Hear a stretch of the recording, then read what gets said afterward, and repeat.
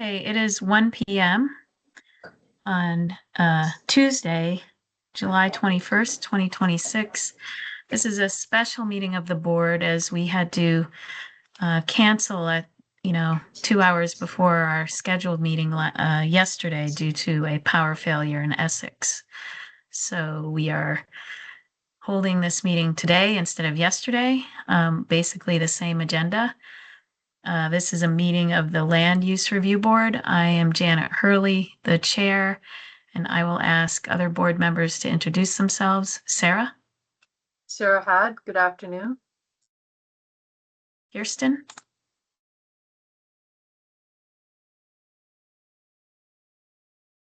Kirsten, you're muted.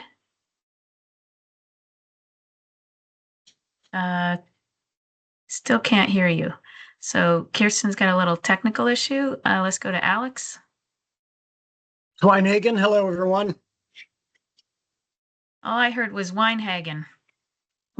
What's your first hello. name? Alex Weinhagen. Oh, okay. Good to see you. And Brooke, there in person. Good afternoon, Brooke Dingledine. And let's see if Can Kirsten you hear me has. now? Yes, we can hear you now, Kirsten. All right, Kirsten Sultan, reporting for duty. Okay, thank you. That's all 5 board members. The first item on the agenda is agenda updates, and I do have one. We need to approve the July 8th minutes of the board. Sarah? So I'd Board like to meeting? make a motion to add the July 8th minutes to the agenda. I'll second. Thank you. Any discussion? No? All those in favor, please say aye. Aye? Aye. Aye. That was 5 ayes, all of us together. So we will also have approval of the July 8th minutes.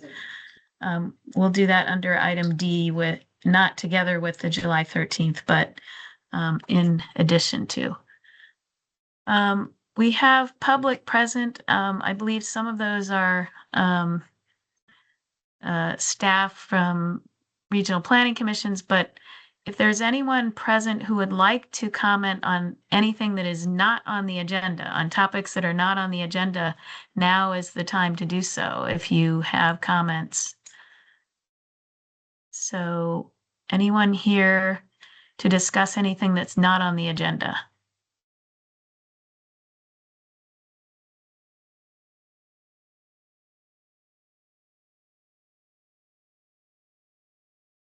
Okay, it appears that we don't have comments on non-agenda items. We can always come back to this if we get more public joining us over the course of the meeting. So the next item is approval of the July 13th, 2026 board meeting minutes. There were some red line revisions that were offered board members. At least I offered some, but otherwise pretty much as they were drafted. Any motions out there to approve the 13th? Sarah? I'll make a motion to approve the minutes of July 13th. As amended? Okay. Yes. Okay. I'll second. I just want to also note that Brooke had also made some edits to those minutes. Oh, that's right. So hopefully everyone Thanks. took note. Yep. Yeah. Thank you. And so any further discussion on the July 13th minutes?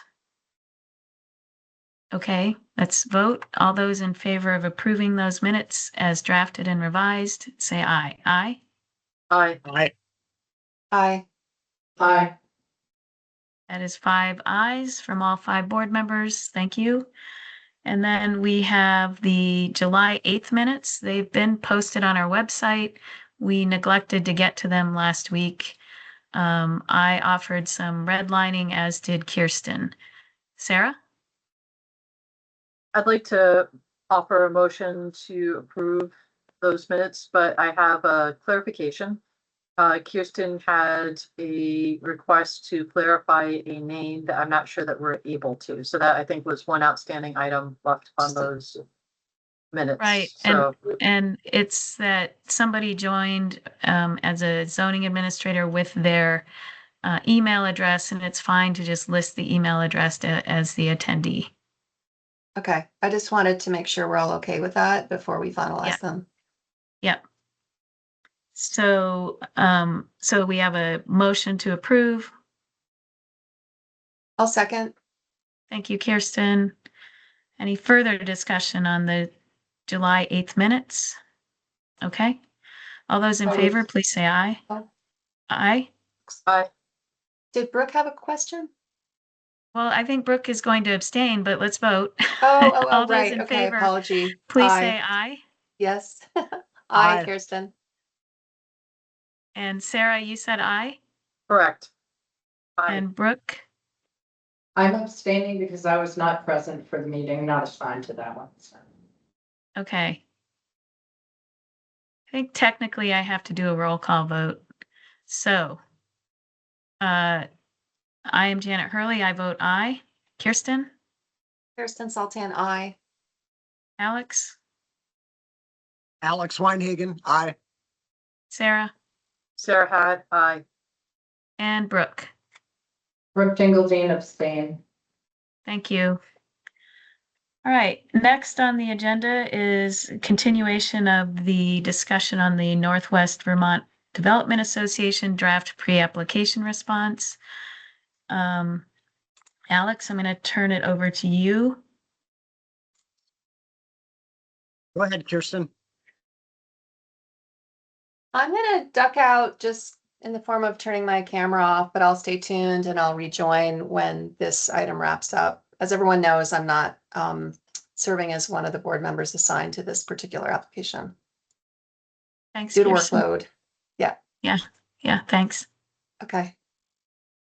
See you in a Okay, so few. let's get back into it. We started discussing the board's draft response to the Northeastern Vermont Development Association's pre-application at our last meeting.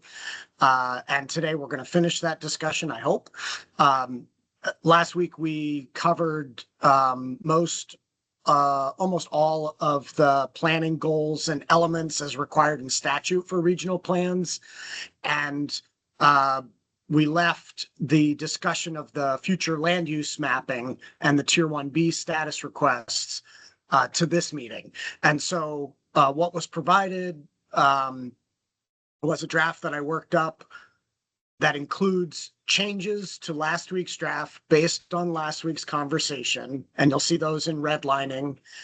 And then new language to address the future land use mapping section, which starts let's see, on page 17 of the draft pre-application response.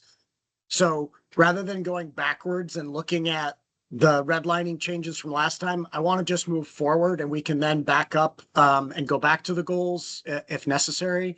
So I'm going to share my screen and I want to say thank you for those in the region, Cynthia and Allison and Paul, who are joining us today. Appreciate you being here. And I see that David, the executive director of the Regional Commission, is just joining us as well. So thanks to all of you for being here. And I'm going to share my screen and we'll get started.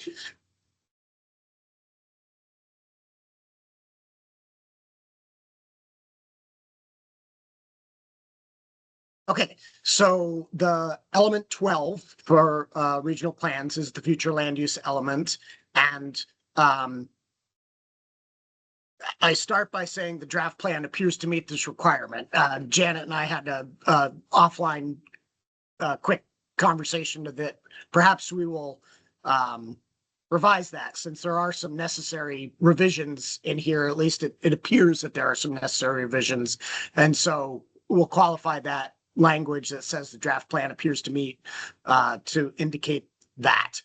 But getting on to sort of the more substantive side, this section starts with general observations 3 necessary mapping revisions that are indicated on this page, and then several advisory mapping revisions. And then after this section, we'll go through the specific municipalities and the mapping for those. So I'll just very quickly, water bodies aren't mapped. Several other regions have had this issue where in their preliminary mapping, they didn't place water bodies in a particular category. That's an easy fix, and I assume that NVDA will be able to do that. So not real significant, but necessary. There are, in number 2, sliver areas and polygons in various future land use categories across the region. I gave some examples of in the rural conservation category and some in the transition infill category, but they're sort of throughout. And I know there's a reason for that. I think we all know that there are reasons for that. The way the regional commissions are using different data sets to try to map certain future land use types first, second, third, and then you sort of end up with smaller areas. But I do think there are enough of them that more work is needed to eliminate some, consolidate others, and just make these areas a bit more cohesive. And then finally, this is sort of a technical mapping issue, but there are multiple polygons for a singular future land use category for the same area. And that's a technical issue, but it does need to be fixed so that it's more cohesive when it comes back for final with the final level of mapping. Board members, do you have any questions about these particular necessary mapping revisions? No. Okay. Oh. Then I'm going to move on, and I'm going to invite, if it's all right with you, Janet, I'm going to invite our NVDA guests from the region to just raise your hand or speak up if you have a comment or a question as we go through. There's a lot to get through, and so if we save it all to the end, I think it's going to be harder than if we just take it as we go. All right, so 3 advisory recommendations more generally regarding the future land use area mapping. Again, these are advisories, so this response letter is going to say, you don't need to make these changes, but you might want to think about it. And here they are. So flood hazard areas around lakes and ponds. We've seen this actually in other regions, and I don't think there's been a common or consistent approach.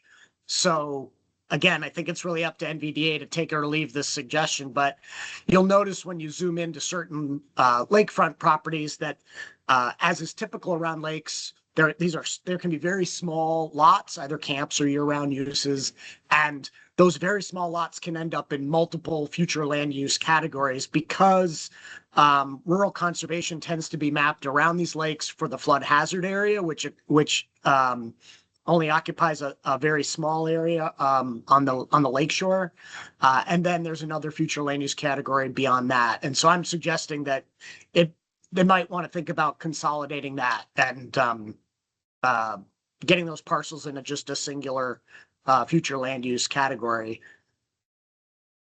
Alex, would you like me to show an example of that quickly? No, I think that Okay. anyone who wants to look will see it around any of the major Okay. lakes, whether it's Crystal Lake or Memphremagog or any of the others. So the second item is rural agriculture and forestry. My comment is that region-wide, there's quite a lot of areas in rural general that appear to be more properly mapped as rural agricultural and forestry. And it was odd. I noticed a lot of properties that were large that were in the current use program, at least according to the mapping available to me.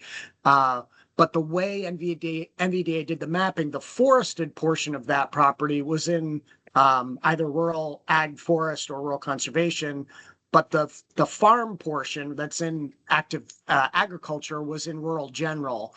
And that seems like an anomaly well, not really an anomaly. It's part of their mapping, but it seems like something they might want to correct. Even though it's difficult and I still think it's something they should think about as an advisory recommendation. And then finally, the rural conservation areas along river corridors. I think this was, I mentioned this at our meeting up in the Kingdom when we held the meeting, that there's a little bit of discrepancy in some areas where certain chunks of river corridors are not being mapped consistently with the area, with other chunks around them. Any board questions about these advisory recommendations?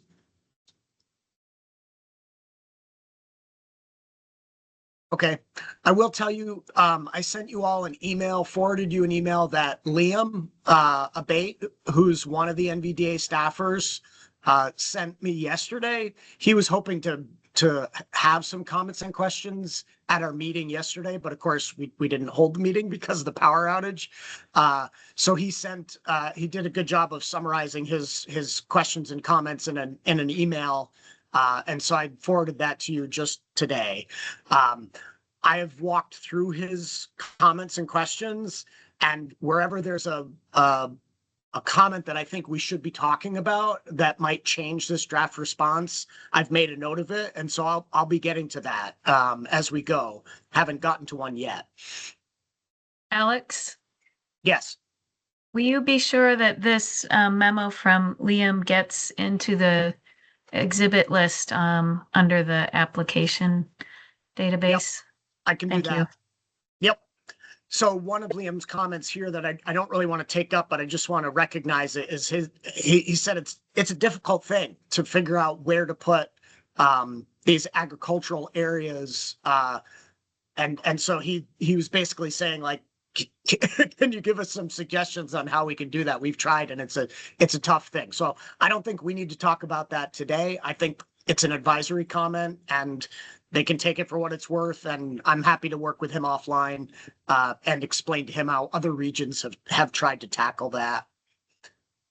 He also mentioned that some of them are purposefully being looked at for housing. I think, didn't he? Maybe some, but I think this concern that I'm raising is different than that. It has to do with Okay. the splitting of parcels that are clearly, That are in the um, UVA program. yeah, and they're clearly Okay. being used for farming purposes with some forest on the Okay. backside, and they're just split. I So, got you. Yeah. okay, so I'm going to move along. We're going to move into the growth areas, and the way I've structured this pre-application response is similar to what Kirsten did with, I believe it was the Addison response, and that she grouped all of the municipalities with regard to all of the growth area FLU categories. So rather than addressing downtown centers and village centers separately from village areas and planned growth areas, she did it all for all of them at the same time. So I'm just going to skip down through the boilerplate language that describes all these various areas. The only language I put in here new is just to recognize how many of these there are based on the submittal. But then at the end of the village areas, we get to the meat and potatoes of it. And I've separated this in by county just because this region is so large with so many municipalities. It helped me organize my thoughts to think of it at the county level. And so just alphabetically, Caledonia is first. And so throughout the document, just like last week, I've highlighted in yellow the areas that I think we should stop and actually talk about. And so there's lots of comments about areas meeting the standards that are not highlighted. Pretty much wherever I'm making a comment that says that maybe there needs to be a change to meet the statutory requirements, it's in yellow. So the town of Barnet has multiple village centers, 4 of them, and the Passumpsic Village Center is one that I thought we should talk about. And so, Janet, if you do want to share the map now as we walk through these, that might be helpful. I can do it, but if you're willing to, that would be great. I'll do it. Okay. So where do you want to go? So we're in Barnet, which is along the Connecticut. in Caledonia County. Sort of southern portion of the region, Yeah. but on the Connecticut River.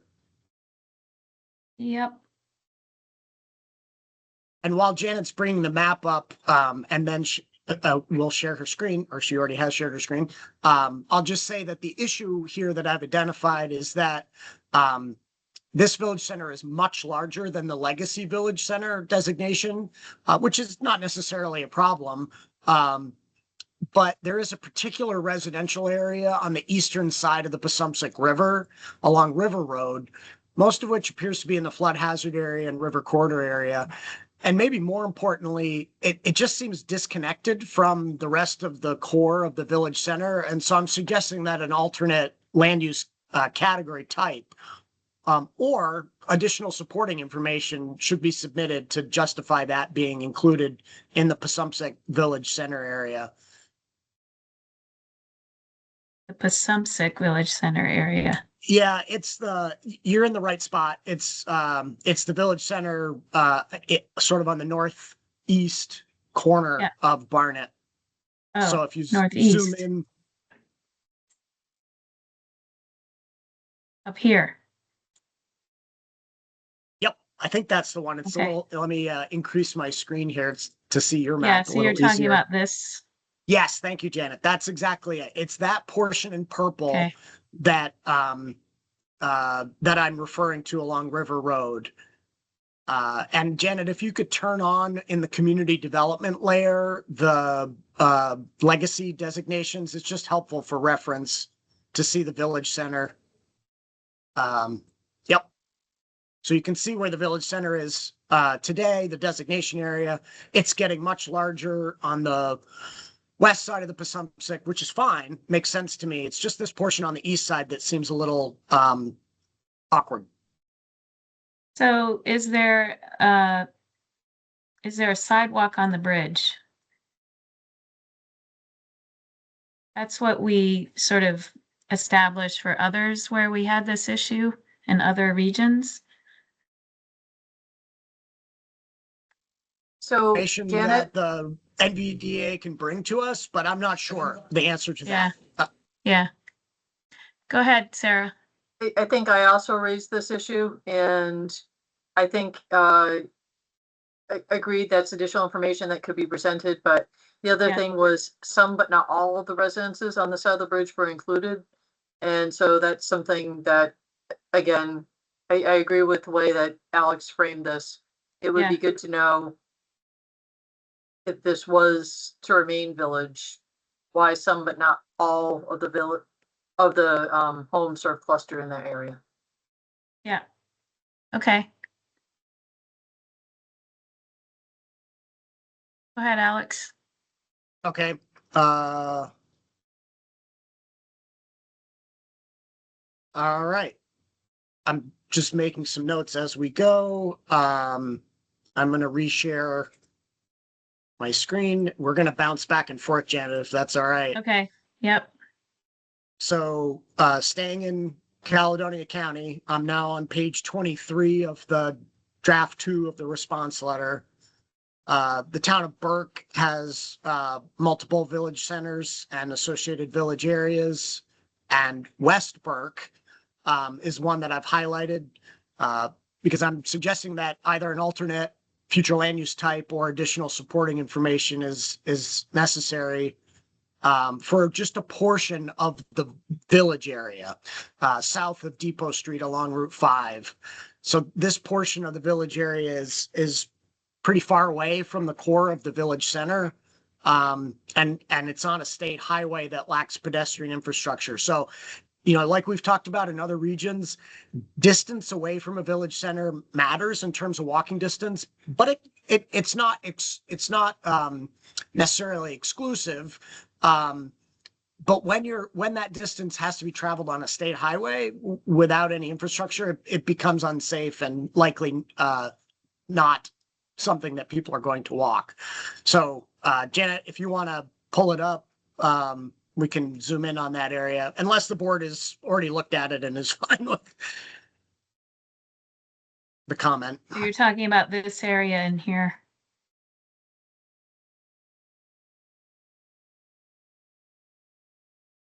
Yes, Okay. There's also enterprise area adjacent to it, correct. gravel pit perhaps. Um, so the question is whether this arm, what is did you look at the town plan, Alex?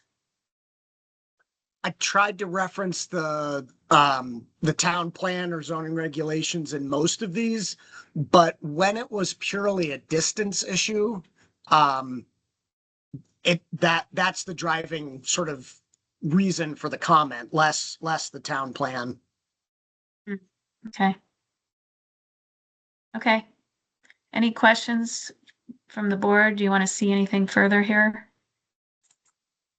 Maybe Janet, as we're going back and forth, you could go to the base map layer and turn on the roads layer. It just helps for Oh, reference. sure. Yeah. To see road names, because most of my comments are trying to reference road names. Yeah. Great, thank you. You can see where Depot Street intersects with Route 5 at the edge of sort of the Westburg Village incorporated Incorporated line. area. Okay, well, that was the Westburg comment. It's just that little portion of the village area. So moving right along, the next one is Groton.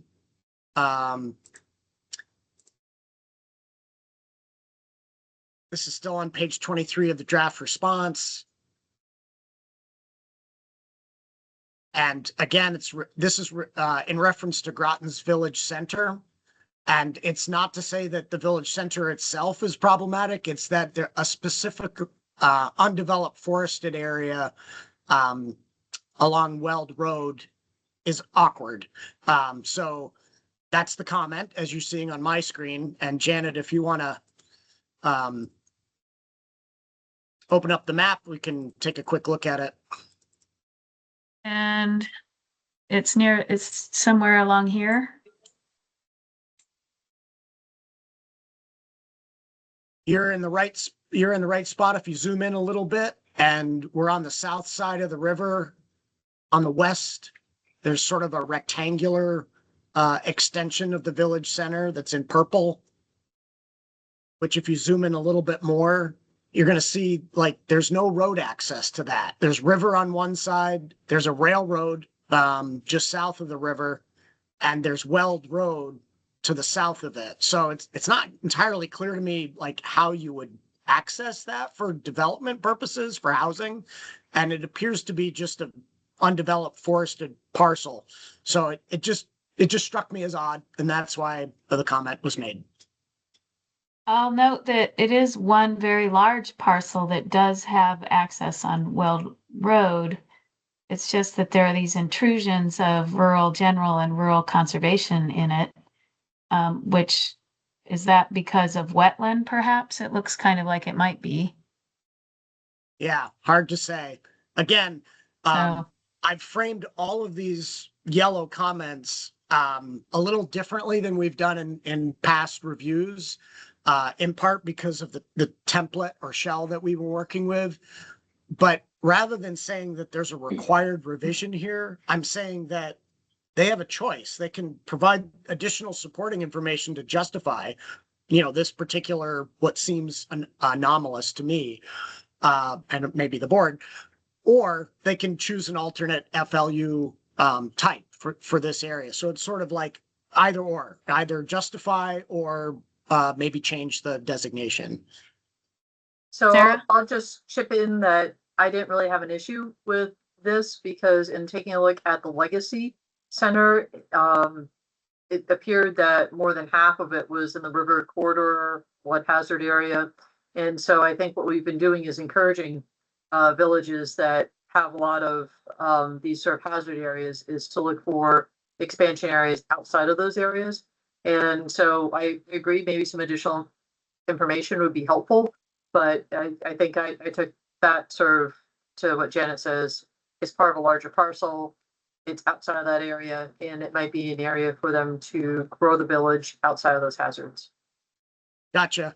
Sarah, I totally feel like the southern portion of the village center on the south side of the river that's outside of the legacy area makes sense for that reason and because of its development pattern.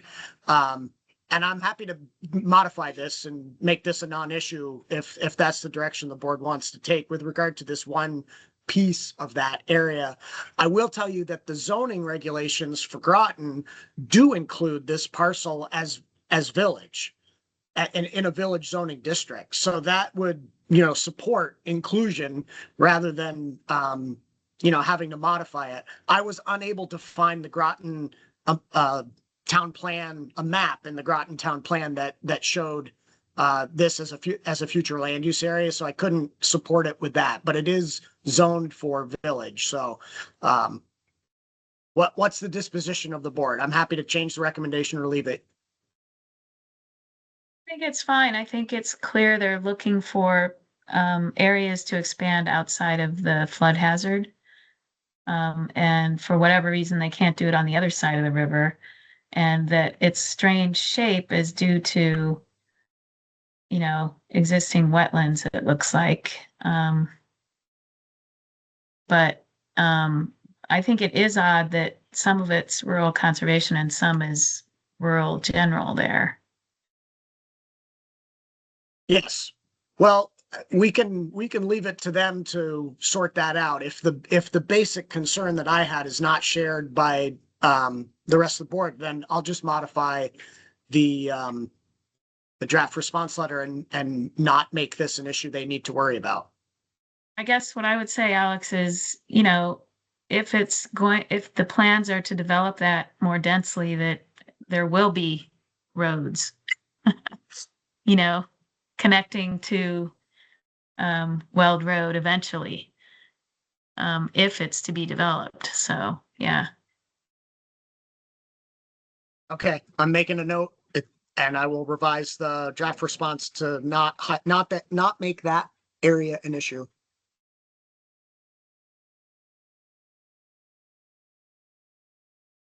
Go ahead, David. Hi, Alex.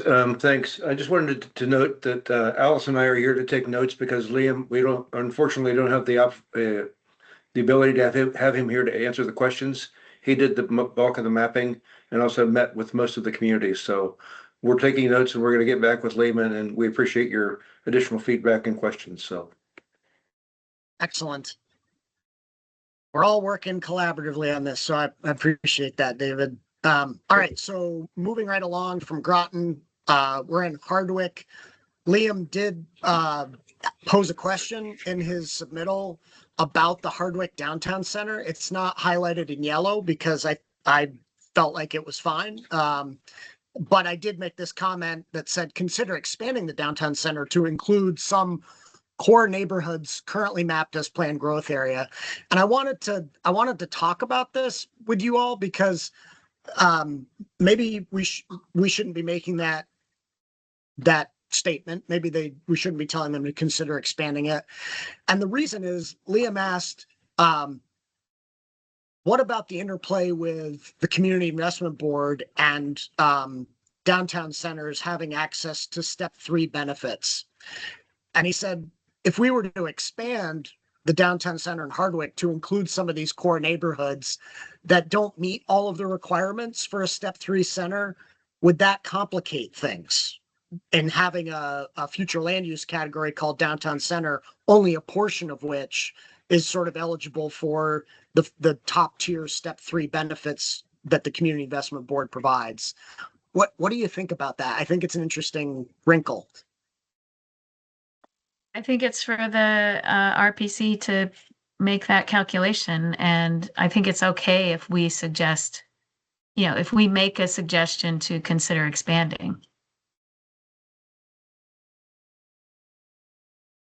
Okay. Yeah, I just don't want to make suggestions that are going to make everyone else's lives more confused or difficult, whether that's the Community Investment Board or the Regional Commission. As long as it's not one of our required revisions, right. We're just offering suggestions, and I think our RPCs understand that. lots of them so far have, or I mean, the ones so far that have looked at or that have submitted finals, didn't respond to all of our advisory recommendations. In fact, a lot of them were mostly ignored. So, Yep.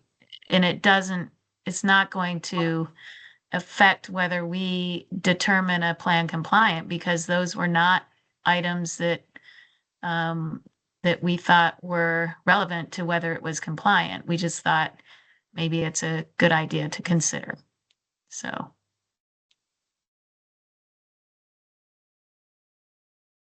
Excellent. Okay, well then. does I'll anyone leave want to it. look at Hardwick? Oh, we definitely need to look at Hardwick because we've got a couple of yellow highlighted sections coming up here. Oops, sorry, went past them a little bit. Oh, sorry. You want me to wait? No, why don't I just talk instead of jumping back and forth? Why don't we stay on the Okay. map and I'll just talk you through what the draft response says. Hopefully folks have the draft response in front of them so we can focus on the map. So Hardwick is one of the downtown centers in the region, and an important one, of course. And in addition to the downtown center area and darker purple, they have a sizable planned growth area and then a village area around that. And Janet, if you could zoom in to the southern portion of the planned growth area, there's a lake, Macville Lake on the south end. The planned growth area sort of extends down to the lake, and you'll see a corresponding village area sort of around Macville Lake. And so if you can zoom back out just a click, the comment that I'm proposing here is that southern area along Macville Road down to the lake is really far away from the downtown center, and a mile or more, and there doesn't appear to be much in the way of sort of complete streets to get people from there to the center. I will note that some of the roads down by Macville Lake are dirt roads, and I think, a complete street with regard to a dirt road, a gravel road, is a little bit more forgiving. But then those roads spit you out onto the state highway, and you have to find your way from there. And only a portion of that has sidewalks. So in any case, the comment here is that these two areas in the southern portion of the planned growth area and the village area maybe need an alternative future land use type, or we need additional supporting information to justify extending the planned growth area and the village area that far. It's not an issue of infrastructure. Water and sewer does run out towards that area. So that's not the issue. It's really an issue of walking distance and whether these areas fit that criterion. Wow. That's a lot of sewer coverage. I think I also shared this concern, Alex, and it seems sort of chopped up and bifurcated, and that it might want to be potentially a transition area. Well, For the and there time is being. some transition, there's a very small transition area included there. And why is that different from what's around it? And as board members know, I have issue with using village area outside of planned growth area. To me, that seems a little bit like sprawl. And if you want this to be planned growth area, call it planned growth area. And don't think of village area as, something that's just less dense housing or less dense or just residential. Both village area and planned growth area are described as mixed use areas, mixed use sort of predominantly neighborhood areas. And so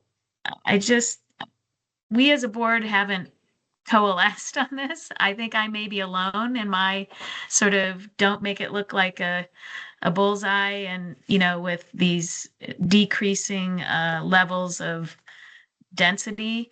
But I think more information about why these distinctions down here is important. I would point out, Janet, that I think Liam may have addressed this at our meeting up in the kingdom, but I've talked to him about it, and NVDA was very diligent about following both the statutory definitions and the VAPTA mapping methodology. And one of the big differences between planned growth areas and village areas in the mapping methodology that VAPTA Right. promulgated is complete streets. So Yeah. planned growth areas need to have them, village areas do not. They both have to be Right. within walking distance of the center, but the complete streets is really the big difference. And I think that was, for NVDA's purposes, a really strong reason why they differentiated planned growth areas from village areas, was because of the lack of complete streets in an area that still is intended to be mixed use and higher density residential. But I take your point. I mean, I and, guess I would ask, if complete streets are a problem and you're getting further and further away, then how is it that they are connected with pedestrian access? So. And it's interesting that there are these little pockets of transition in there instead of, Yeah, so Or we're gonna get to transition. that if we don't run out of time. Okay, let's go. In the section of the response on transition infill, that's a major comment that Okay. they appear to be a lot of sort of sliver and small transition infill polygons scattered around that maybe aren't necessary. But is the board okay with the draft response regarding the planned growth area and the village area in Hardwick? Those were the principal issues Can with we it. see it again, Alex? Yep, of course.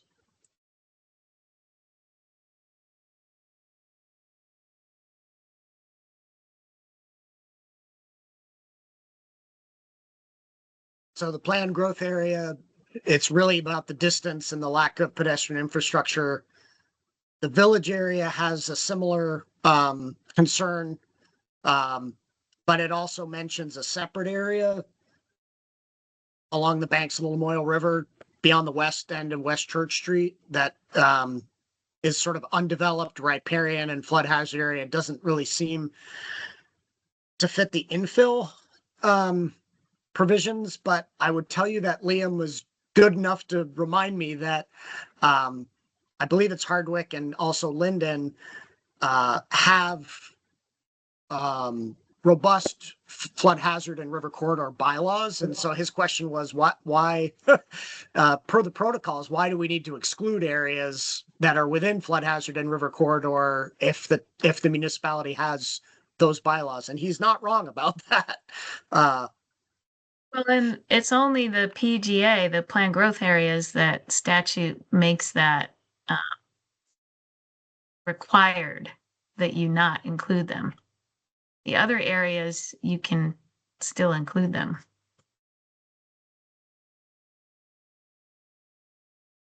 Right. And then it gets more complicated when we get to Tier 1B, because Yes. village areas can be Tier 1B eligible, and that same requirement Yes, to not map those areas is included in Yeah. Tier 1B, but it's a little That's right. complicated for village areas. My sense from the board conversation is that we were trying to do a little bit of value add in terms of our preliminary, pre-application responses and advising regional commissions that even if there are development regulations at the municipal level, that to designate a certain area as a growth area that is largely undeveloped and is in a flood hazard zone is just it's just bad policy. So if you are all not comfortable sort of taking that extra step, I can potentially amend this second point in the Hardwick Village area if they Well, have the it's local not- regs to back it up. Again, it's not required. You're not requiring it, right? With this language. And I think, whether it's bad policy, it can be confusing to people who look to these plans to see where development is appropriate. And if they see, planned growth area and they have property there, they might think, oh, great. When in fact, maybe it shouldn't be in the plant growth area or tier 1A, B area or village area or whichever category. Okay, I'm gonna just put a note here to reconsider.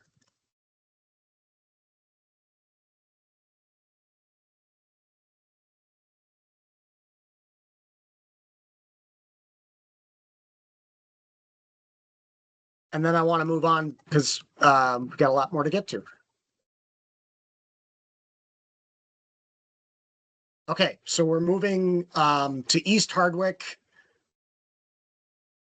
And Sarah, I think this was your comment about wanting to demonstrate that the East Hardwick planned growth area is served by municipal wastewater and water.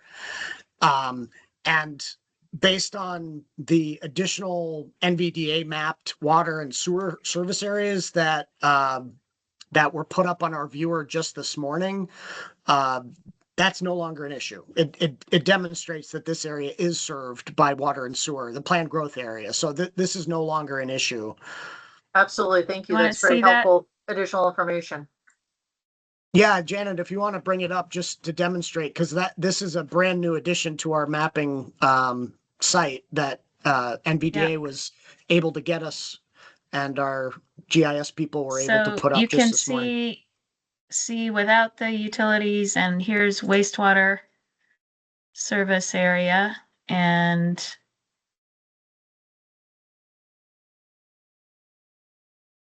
water service. So no wastewater, but water, Right. extensive water service. Is Which that is the case correct? for a good deal of these smaller villages in the kingdom. They have water service, but not sewer. Yeah. Do we want to look at soils, anybody? Or are you good, Sarah? I'm good. Okay. Okay, so I'm gonna move along to Lindenville. So the town of Linden has all sorts of growth areas, 3 separate village centers with associated planned growth areas and village areas around them. And the first one that I called out for us to discuss is the Lindenville village area. And again, I'm getting a little bit focused on one particular area, one portion of the village area, which is a manufactured home park to the north of the Lindenville area. So Janet, if you want to bring up Lindenville, I can point you in the right direction to that spot. Let's just ask Kirsten to show us out her window. Because why am I not seeing Lindenville? Well, you'll see Linden and then Oh, yeah. Yeah. I got it. Okay, so are we just got to center of Linden? share your screen Oh, and then I can sorry. help you navigate.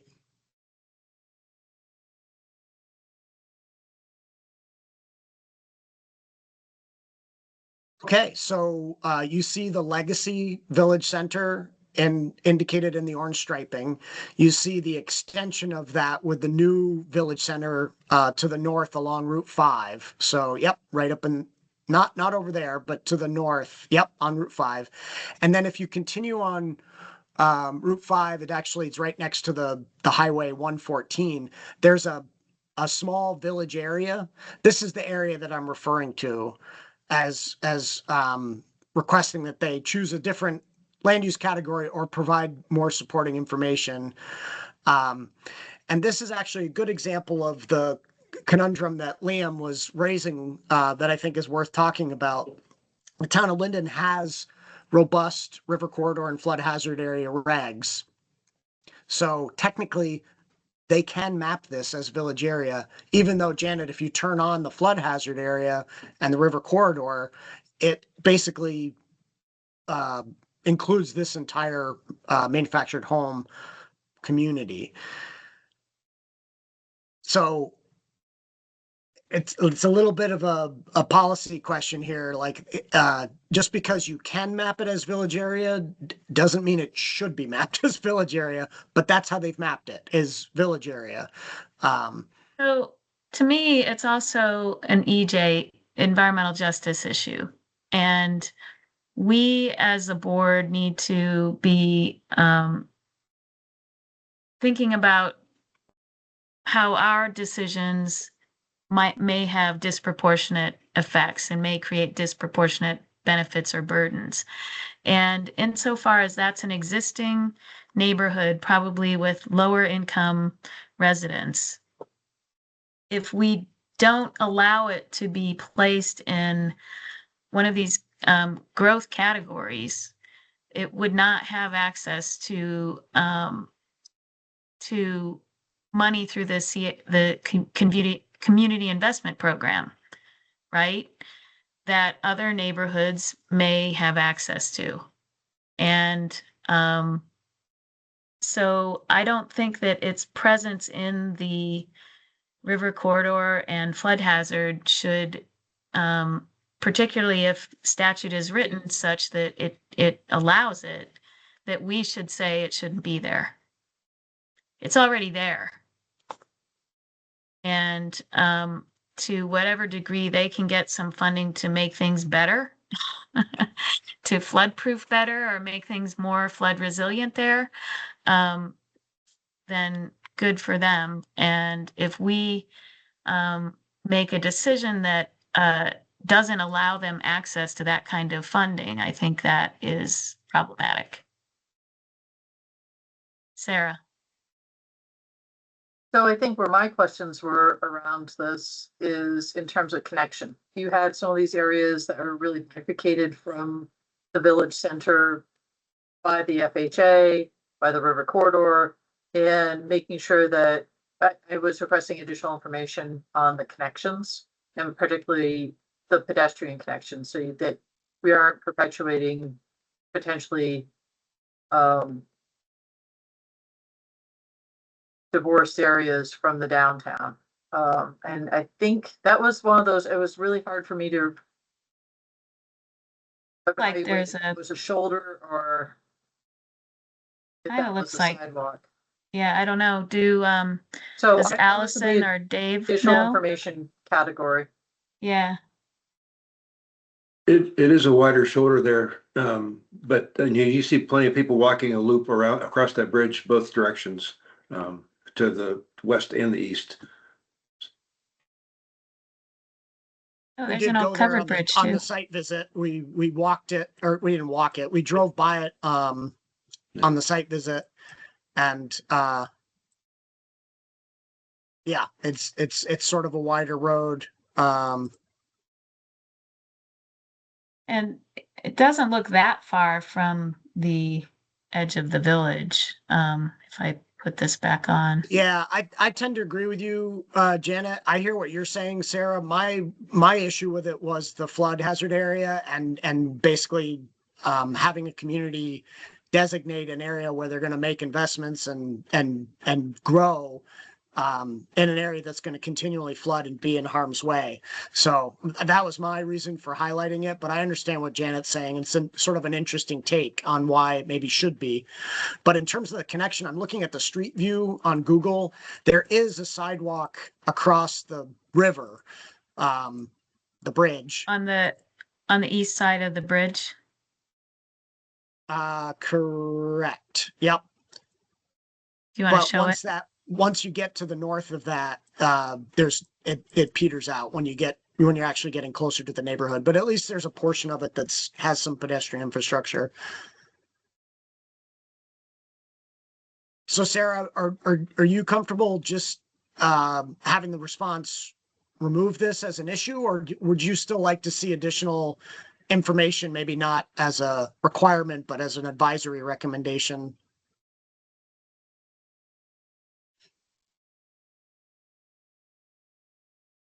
You want to hear from Allison, who has her hand up? Yes, I'd love to. Thank you. Go, Allison. When we met with, the Linden Planning Commission, they also made it clear that the area that you're talking about is intended for additional walkability improvements. So they felt very strongly about that. And, they did have a walkability study of like a conceptual plan already identified. So I think that if we're going to be asked to provide additional information, we should include that as well. That's all. Thank you. So with that, Sarah, what's your disposition on this one? Because I think Janet's convinced me that this is maybe belongs as a village area, running counter to what I had suggested, but I don't want to stomp on you. I think, no, I think included with Janet's take on it in the fact that this is an area that they're willing to maintain and improve. I think that's an area. I hear your concern, Alex, but that's a sort of conundrum with some of these areas in terms of you want to give them access to funds to improve, recognizing that removal from the floodplain is probably not going to be an option. And it sounds like the community is willing to make those investments. So I'm fine with leaving this out at this time. Okay. I Then, just want to say too, Brooke has been unusually quiet. And I just want to check in with her because she is also one of the board designated people for MVDA, and just wanted to, because we've been going through this a lot, give her an opportunity to chime in. Don't worry, I'll speak up when I feel it necessary. You guys are doing a great job. all right, let's continue the great job. So Linden Center Village area is the next one in this community. And as you can see from the draft response, I'm indicating that the proposed area appears to meet the statutory standards for village area, but I wanted to have some discussion because of the lack of sidewalks along about a half-mile stretch of College Road that runs underneath the interstate. So Janet, if you could get us there, maybe we could look at it pretty quick. And it might be an easy, this is not a big deal, don't worry about it, but I just wanted to talk about it.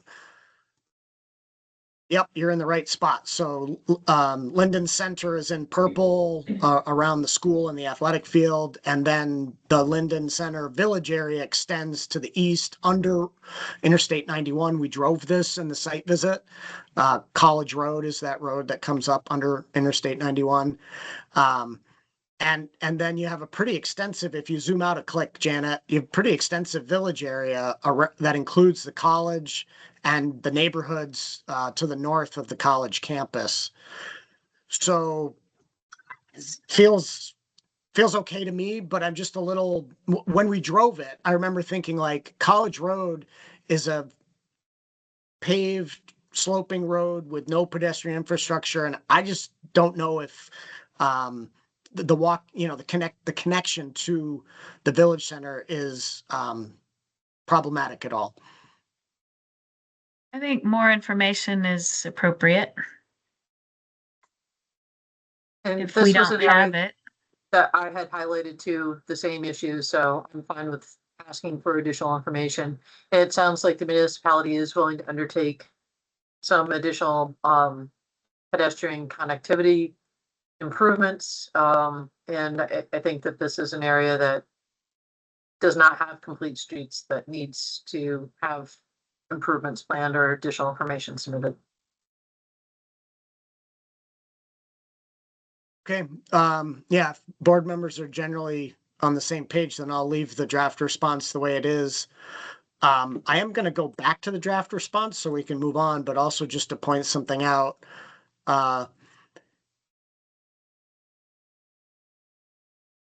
The way that this is structured, and Janet and I talked about this offline, that's maybe it's a little confusing. When this draft response says that an alternative FLU type should be suggested or supporting information should be submitted, that's basically saying there's the need for more information, like required more information. Either give us more supporting information to justify the mapping, or change the mapping, one or the other. That's not an advisory recommendation. So in places where we want to have it just be advisory and have them potentially ignore it and do nothing, give us nothing in the final application, we just need to be specific about that. So in this particular example, I didn't write it in the way that says, you must change the mapping or give us supporting information. So how would the board like it to read in this particular example? As an advisory recommendation for that additional info, or as we need to see it? I think we need to see it. I agree. Me too. Got it. She speaks. I'm going to move on. We're still in Caledonia County. We're in Rygate. So Janet, while I'm talking, if you want to find Rygate, it's on the Connecticut, on the east side. So Rygate has several village centers, 3 of them, in fact. And my comment here for our discussion regards the South Rygate Village Center. And this is where I'm using that language where I'm saying, you got to get us something here because something's not quite right. So an alternate FLU type or additional supporting information for the southerly portion of the village center that's within the adjacent town of Newberry. And Liam properly pointed out, that's not our region. So I'm not sure that this comment belongs in this pre-application response, because the portion that I'm concerned about is in Two Rivers Ottaquechee region, not in NVDA. But you'll see it when I Janet don't brings know it up. This is the one you're talking about, right? This is not the one I'm talking about. Nope. Oh, okay. Okay. You're talking about this one. You're talking about in here. Yes. So if you turn on Yeah. the Two So Rivers, you'll let's see stop the talking extension. about it because we're going to talk about it with the Two Rivers response. In about a half an hour. Okay, very good. Yeah. So I'll make a Okay. note to delete this from the pre-application response since it's not relevant to this region. Well, what about this one? I did not have any issues with any of the other Rygate village centers. So if you do, speak now. Well, I kind of raised this one in the Two Rivers one. Why is that an extension of the Newbury or the Wells River Village Center? Oh, I It's see what you're saying. completely Yeah. wooded and there's nothing around it in Rygate. Can you bring up the Two Rivers FLU Yeah. map? Because I think it's helpful to Yes. see that for reference on this Yes. one.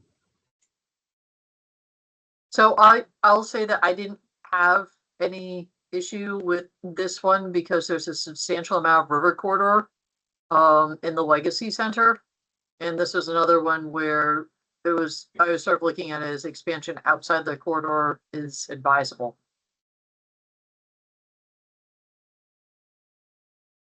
Still think a little bit of more information is in order. I definitely And see we what need you're to get saying, that Janet. from, Yeah, Huh? we need to get that from NVDA. yeah, Yeah, I see what you're 'Cause- saying, especially the way it's mapped. It really, it's odd. It sort of skinnies down along Route 5 and then, yeah, it's not quite clear why it does what it does in Rygate. and let me just put on the river corridor. So we can see what Sarah's talking about. We're talking about this area. Let me see, flood hazard. I mean, they have a lot of this, Sarah, that is not. I don't see the need for going into Rygate unless NVDA has a need for, housing here. I don't know. I think more information. Do you want to turn on the rest of the flood hazard areas? Because it's interesting that the river corridor is not right. Okay. The river corridor is here, this light yellow. Well, It's also Sort right of up looks like above. a stomach. There's an island and an oxbow. Where? You mean the Connecticut? In Reigate. Right, right. Yeah, right there. Oh. Yep. Why is that not fully showing up? I don't know. Well, the Connecticut doesn't have FEMA mapped flood hazard. Typically. Well, a lot of it doesn't. I don't know. Looks like there is some here. So Janet, this is a good catch because the 3 village centers in Reigate that I covered in the draft response, none of them include this one. I think Okay. because my brain thought this is not a Reigate village center. This is a Wells Right. River village center that just Right. slops into Reigate. So I'll add it and Okay. request more information as long as Okay. that's okay with you, Sarah. Yep. Okay. But good catch. All right, so I'm gonna go back to my screen and Janet, we're headed next to Sheffield. And we're in the village center of Sheffield, Janet, so you can get there. This one is interesting. It's just an odd boundary for the village center. There's sort of 2 anomalous portions that I think both Sarah and I keyed into as being unclear why they were there. So Janet, you can share your screen whenever you're ready. Liam did respond to this and said that at least one of these anomalous areas was a specific request by the municipality. He didn't indicate why they requested it, but he did say that, this wasn't the regional commission, dreaming this up. This was the town who said they wanted it. So Janet, if you zoom into the Sheffield Village Center, which is sort of bifurcated by the river there, the one on the north side that your cursor is on, or sorry, not your cursor, my cursor, you can see extending sort of, if you pull your screen up a little bit, so we can see a little bit more to the south, that rather odd purple shape that is just to the north of Route 122. Yes, that one. That's the first portion that the comment is basically saying this doesn't make sense. Why is that mapped as part of the village center? And then if you scroll to the south, you'll see another one that also has a very odd shape to it, close to Dexter Cemetery Road. And if you turn the parcels on, I don't think it really matches up with the parcels either. So it just didn't make sense to me, and that's why the comment was made. I don't think it made Yeah. sense to Sarah either. Yeah. Agreed. It's like a dinosaur head. Kind of does look avian-like, yes. Yeah, I would keep that comment. Okay. I actually, having driven around the village center, the fact that there's sort of a north and south village center, no issues with that whatsoever. Like the community, it makes sense with the river corridor in between. It's just these little anomalies on the southeast side. Okay, I'll go back to. And you said we're gonna come back to why these little pieces of transition, right? Yeah, just to be clear, Okay. there's just an overarching comment in the transition infill section of the response saying these don't make sense, fix them. So I'm not enumerating all of them. We're just noting that some of these transition Alex? infill areas don't. I just will note that I think this this area in Wheelock, well, some in Sheffield, same thing. It's just smaller scale than what we were just talking about. Sort of strangely shaped extensions of the village center that don't correspond to parcels. So You're right, and I did not call that out in the Wheelock section. So maybe I'll make a note to add that okay. for Wheelock.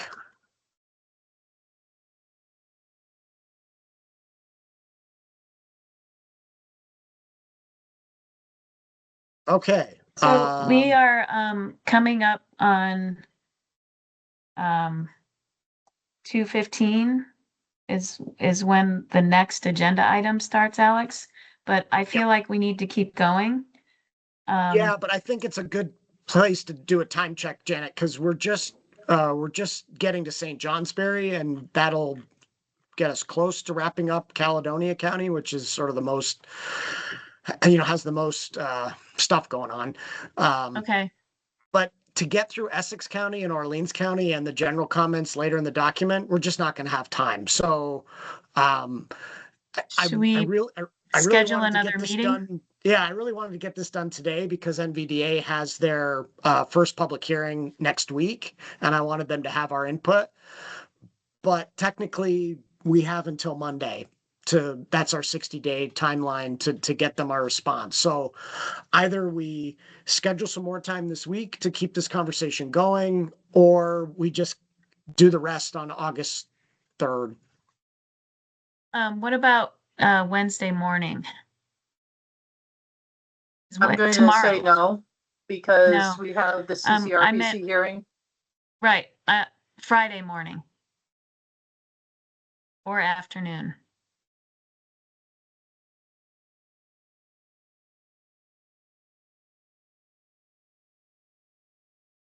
But yeah, well, let's go over a little bit and get through St. Johnsbury and at least this one county. Yeah. Okay, let's do that. Okay, I'll get back to it. Sorry, I'm not able to make this go faster. So, moving on from It's a Sheffield. big area, It as is. as our NVDA friends know. Yeah. Okay, so St. Johnsbury is next. St. Johnsbury has a lot going on. It's one of the 3 downtown centers in the region. So taking first St. Johnsbury Center, which sits to the north of St. Johnsbury, the downtown proper. St. Johnsbury Center has its own village center, its own planned growth area, its own village area. And my comment here in yellow has to do with a particular area where the Green Mountain Mall is, north of the village center. And Liam provided some excellent feedback on this in his comments that he sent, where he said the town is actually has a development proposal to redevelop this with more residential.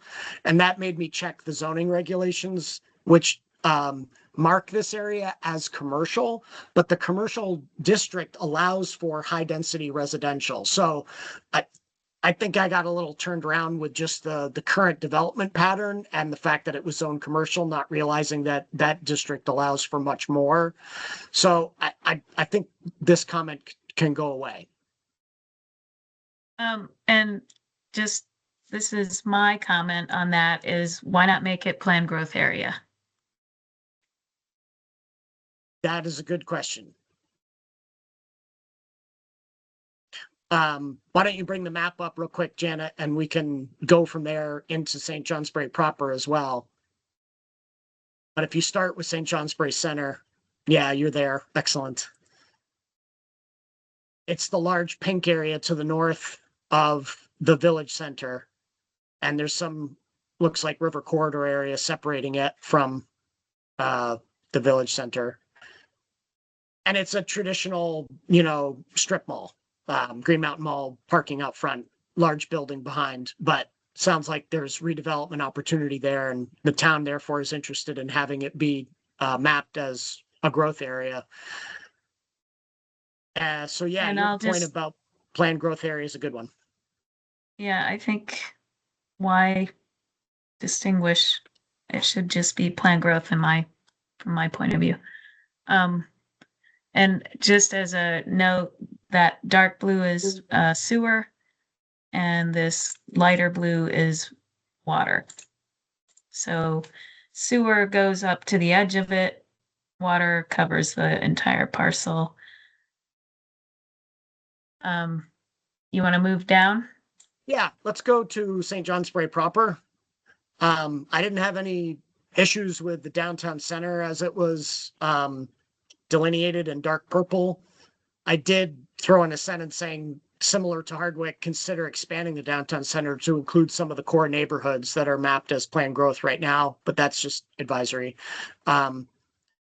The issues I had were with the plan, just a portion of the planned growth area and the village area.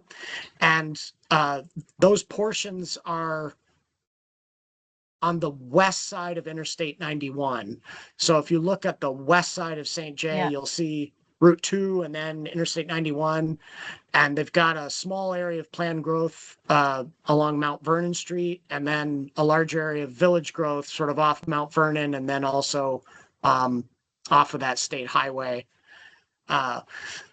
This was a distance issue for me, and Liam pointed out, you do realize that the Lamoille Valley Rail Trail runs in that corridor that you see pretty clearly on the screen there. He said that that's a pedestrian connection, and he's not wrong about that. So I'm not sure if that is enough for the board to deem these as perfectly fine. I think any layperson looking at this map is going to look at these areas and say, why are those included? Like they seem very disparate from the downtown center and the rest of the the growth area, given that the interstate is a rather large dividing line. So we could go either way with this. I think, Sarah's hand is up. Go ahead, Sarah. So I agree with you, Alex. I think I had also flagged this as being an area that it was pocketed from the rest of the downtown, separated by the interstate. It was shades of sort of what was happening in Lindenville between the college campus and the downtown. We need additional information. The rail trail in and of itself, actually, it seems to have a little bit more going for it than that college area up on Linden, but I think otherwise it needs to be a transition or a rural area. So additional information or perhaps a different blue area. Okay. And I still have my issue with village area outside of planned growth area. Like if it's going to be planned growth, then I don't know. Right, and the complete streets issue is maybe not an issue here to distinguish the two. So I hear Right. you, Janet. Yeah. Okay, well, those were the two items with within St. Johnsbury. So we can move forward. Maybe we can finish Caledonia. Yeah. I'll get back to the document.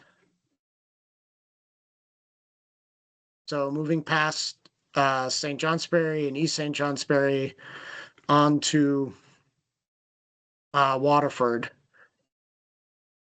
Okay. Where's So- water? Oh, right there. Okay. Got it. You got it? Okay. Yeah. So Waterford's in a situation where they have zoning and subdivision regulations, but their town plan has expired. And so their village center is enormous compared to the legacy village center designation. And I think that's on purpose because they can't utilize the village area FLU designation at this time until their town plan is fixed or updated. So I wanted to talk to all of you about it. Janet, maybe you could bring it up on screen so we could just say, like, does this make sense? Because I'll be honest with you, we've been getting consistent feedback from the Department of Housing and Community Development and the Community Investment Board about these very large village centers and the fact that they don't think that they comply with the statutory descriptions when they have a lot of undeveloped areas in them. I think our board has a more expansive view of that, but in Waterford's case, it's pretty stark. So curious what others think. I agree.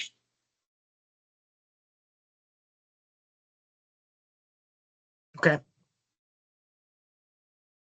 Brooke, I agree. Sarah. Okay, well, that was easy. So I did necessarily have substantial issues with this. I think in reading through some of my review notes, I was advocating for revisions to the village center to be considered to be more of a cohesive area. But I'm fine going along with the majority.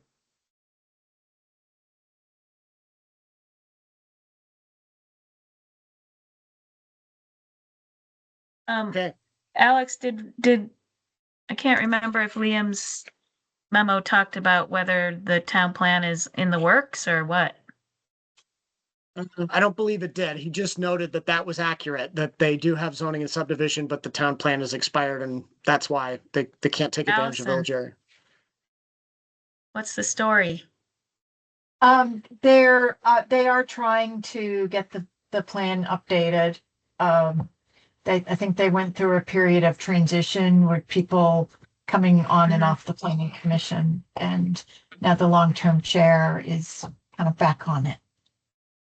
You know, you can do amendments now without too much, without as much effort as was required before July 1st. So, Yeah.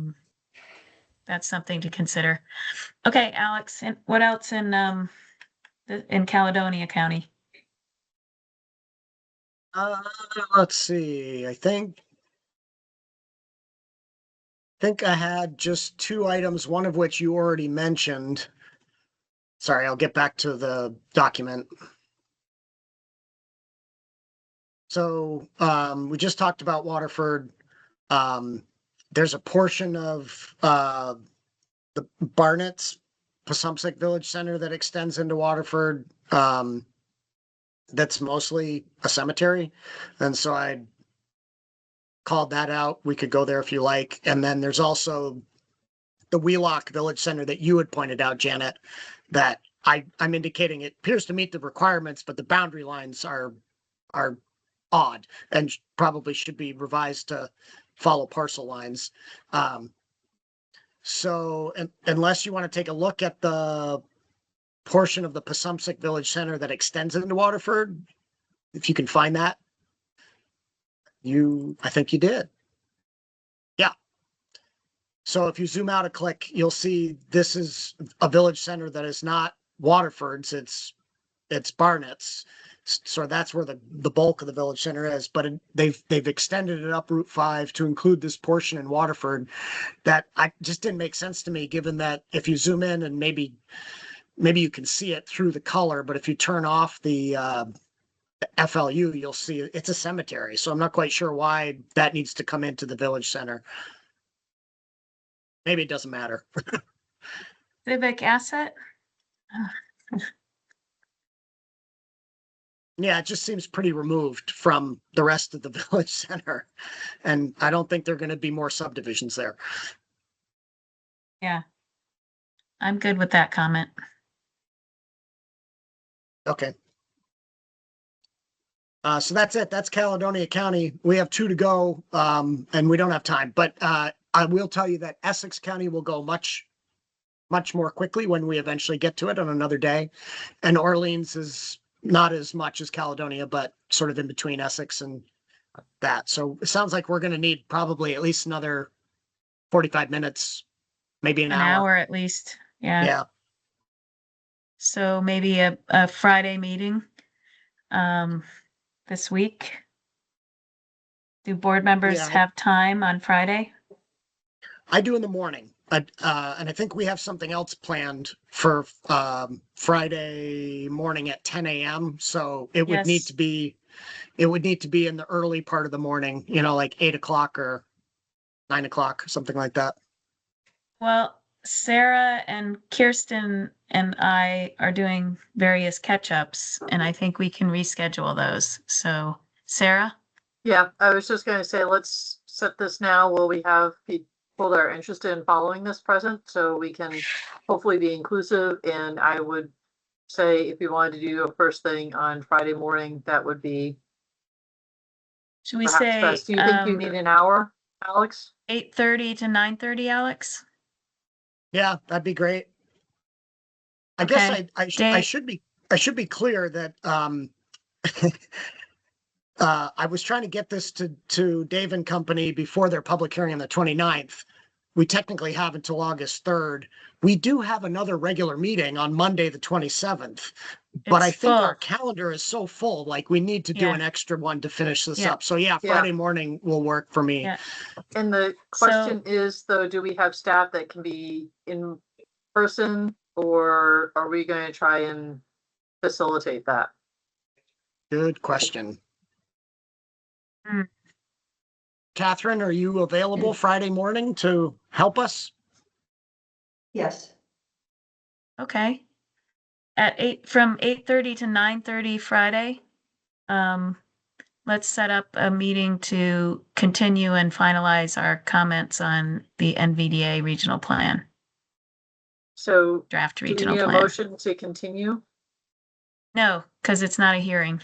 Okay. No, yeah, we just need Catherine We to just help need us to set with up a meeting. the legal noticing and publishing of the agenda for that 48 hours ahead. Okay, thanks, Catherine. And Dave, you can have staff present on Friday morning? We'll have somebody there for sure. Yep. Thank you. Okay. Yeah.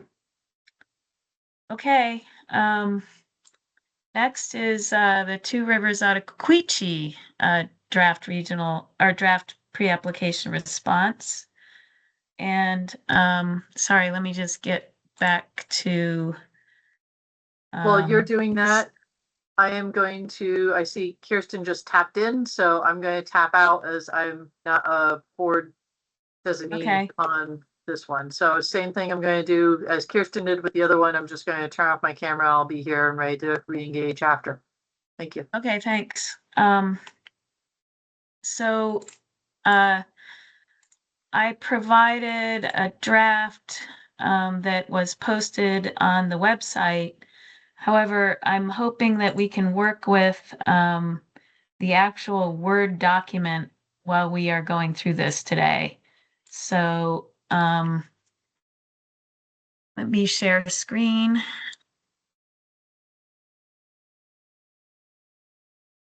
And let me know, can you all see that? Did you make it bigger? Let's see, where's the,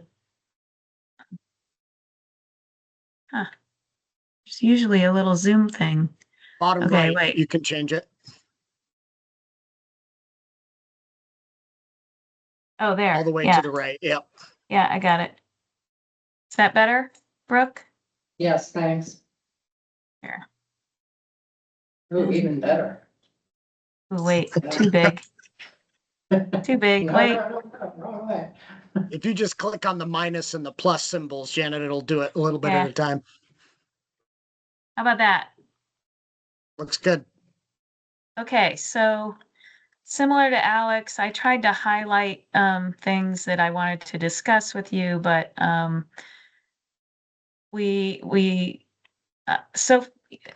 I'm gonna just pass over things that I deemed conforming, and if I pass over something that you disagree about conforming, just let me know.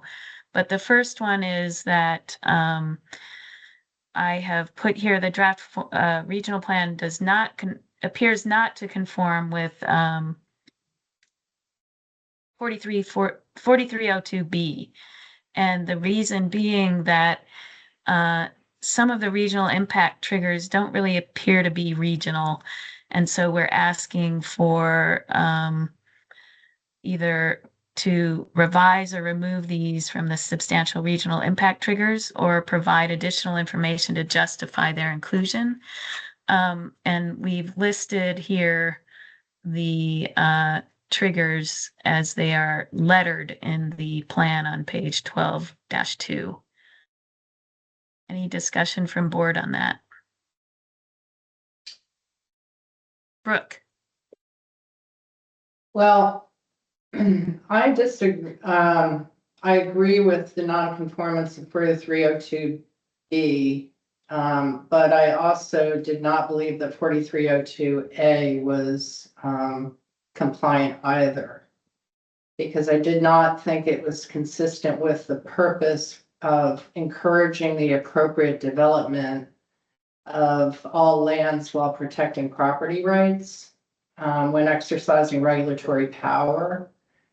And I felt that the reliance on mandatory prohibitions and numeric caps, where, there is a barring of uses or designations and capping of residential density, and particularly limiting accessory on farm business events, could acquire regulatory force through the Act 250 Criterion 10 analysis, and felt that the provisions function as enforceable constraints that restrict rather than encourage appropriate rural development, or that protect the constitutional rights that are specified in that section. And many of my comments on this plan have that as a consistent concern with many of the goals and requirements of our review. So I kind of wanted to put that out there initially in terms of the purpose and requirements of 4302A. Okay, thank you. Thank you. Brooke and I had some discussion on this offline. And I guess the way I see this is, sure, there are property rights issues here at stake. It's akin to zoning, which certainly affects people's property rights. And there isn't a prohibition against a regional plan providing mandatory language. They are afforded the opportunity to do that. And case law has said that if it is to be enforceable, it needs to be clear, it needs to be mandatory language. That doesn't mean that it's okay to have it in their plan. If their constituents, their member municipalities and their citizenry are not in agreement with it, then yeah, it probably shouldn't be in there that way. But I don't see it as an issue with 4302A. I see it more as an issue with, and we'll get to that, but with outreach and sort of the consent of the members. So can we hear from Kirsten and Alex on that? Kirsten? Sure. So it's my understanding that as a board, we will be hearing from our attorney about this in executive session with some legal, analysis, if you will. And so I would like to have this discussion after we receive the benefit of that legal guidance. Okay, so Alex, do you want to chime in before we move on then? I mean, I guess I will say I think there have been some good questions raised that we need to be very careful in evaluating and articulating exactly, where, if to the extent our authority, may be limited, or, we have to make sure that we undertake what our statutory responsibility and authority and jurisdiction is. But there may be a limit to that. So I just want to get a little bit more of a bearing on this before we have the full conversation. Yeah. Alex? Always happy to get our legal team's perspective on these wrinkles. With that said, I think I'm more in the line of what Janet's thinking is right now, that I'm not sure that those specific provisions, mandatory provisions, result in, or should result in, us saying that the plan itself does not conform with 4302A. I would rather take those specific mandatory provisions up in other sections of our response that, deal with that subject matter. But I hear what Brooke is saying, and I do agree that there seems to be something might be a little out of balance with regard to, private property, respect for private property and such. And that it might be appropriate to make an advisory recommendation under goal number 1, the conformance with 4302A, rather than saying that it does not conform as we do in the next one, which I also agree with. But so that might be a middle ground for goal number 1. If I could just add, Janet, Yeah. on On 4302B, my biggest concern, I think you have identified, the language that, and my concern is that it shifts substantive land use decisions away from the most local level possible commensurate with their impact. Because I think that weakens citizen participation, through two different mechanisms: mandatory regional policies that bind landowners in Act 250 irrespective of local zoning, for example. And my concern is that we are it would displace town level judgments. And over the weekend, I did some research on Act 250 criterion 10 in terms of how consistency between town and regional plans it was handled in cases, and discerned that when there is a conflict between regional and town plans, Act 250 looks to the town plan, not the regional plan. So there at least is that authority in terms of how our program has dealt with a regional plan and a town plan not being in concert with one another, which I think is very important for our municipalities to be aware of, because I think there have been a number of comments made expressing significant concern about the mandatory language that has been placed into the regional plan here, and that it may be used to require the towns or a specific project under Act 250 to have to comply with what should be policies and in fact seem to be requirements now that are being expressed in the regional plan.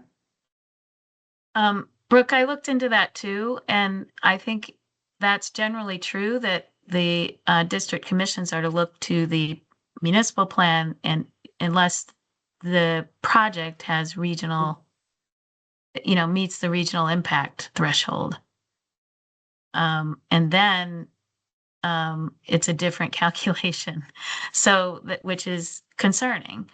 But I also don't think that this plan has mandatory language that tells municipalities what to do necessarily. It does a pretty good job of saying that its only regulatory effect is under that substantial regional impact in Act 250 cases. Alex. Yeah, I just wanted to clarify that too. I appreciated Brooke's research and thoughts, but yeah, my understanding is that when there is a conflict between a municipal plan and a regional plan in the Act 250 review context, if it's related to something that is a substantial regional impact, it is not the municipal plan that gets looked at. It is the regional plan. And that makes, I think, the comments here under item number 2 that much more important, because if substantial regional impact is defined by the commission as very broad and sweeping, even when those impacts might be mostly municipal, then the potential for that conflict and therefore deference to the regional plan over the municipal plan becomes more acute potentially. I do want to respect what we heard from Gwen Zakoff, who's planning commission chair, was speaking as an individual from her community, Brookline, I think it was, in saying that there's also some concern about having provisions in a regional plan that tell municipalities what they must do, and that there's, outside of an Act 250 context, there's the potential for a municipality to seek confirmation of their municipal plan and have some trepidation that it will be deemed not to conform with the regional plan because they're not doing those mandatory provisions. And Janet, there are several of those throughout this plan that really talk, in strong terms, that this is what you must do as a municipality or as a state or as a legislature. It's a very directive plan. It's not mincing words. Yeah, It's and we Brookfield, by get the to way. some of those cases further down in the draft response here. Sorry, Brooke. I was just indicating it's Brookfield is the Oh. municipality. Yeah, okay. So, can we keep moving, understanding that none of this is fully resolved? I see a hand up. I don't know who it is. But go ahead Janet. and. Hello? Janet, this is Janet. Can you hear me? You're coming in and out. Janet, this is Hello? Kirsten. Can you hear me? Oh, Kirsten, Yes, did we lose you? yes. The power went out at my location. It's very windy Oh, no. and the internet is cutting in and out a little bit. So this is the best I can do is call in. I'm a little handicapped because I'm not able to access documents, etc. But I will Oh, do my very best to continue to participate. okay.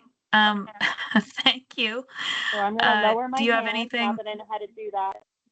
No, I you- caught the sort of I caught the latter end of Alex's discussion, and I have nothing to add at this point beyond what Okay. I said previously. Okay, thanks. I'm gonna move on to the next highlight. And that is with goal 5. And this is something that we have pointed out to a few of our pre-application draft plans that significant natural communities and fragile areas aren't identified. And based on the wording of statute, it appears that they should be. And then also historic resources. So more identification of what is within the region in terms of those features, those resources. Any board comments on that? Kirsten.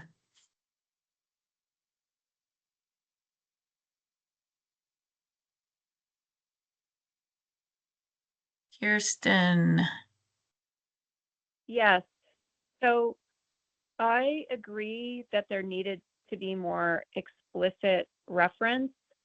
And I would, under the advisory recommendation concerning reference to the mapping, I think that's a requirement.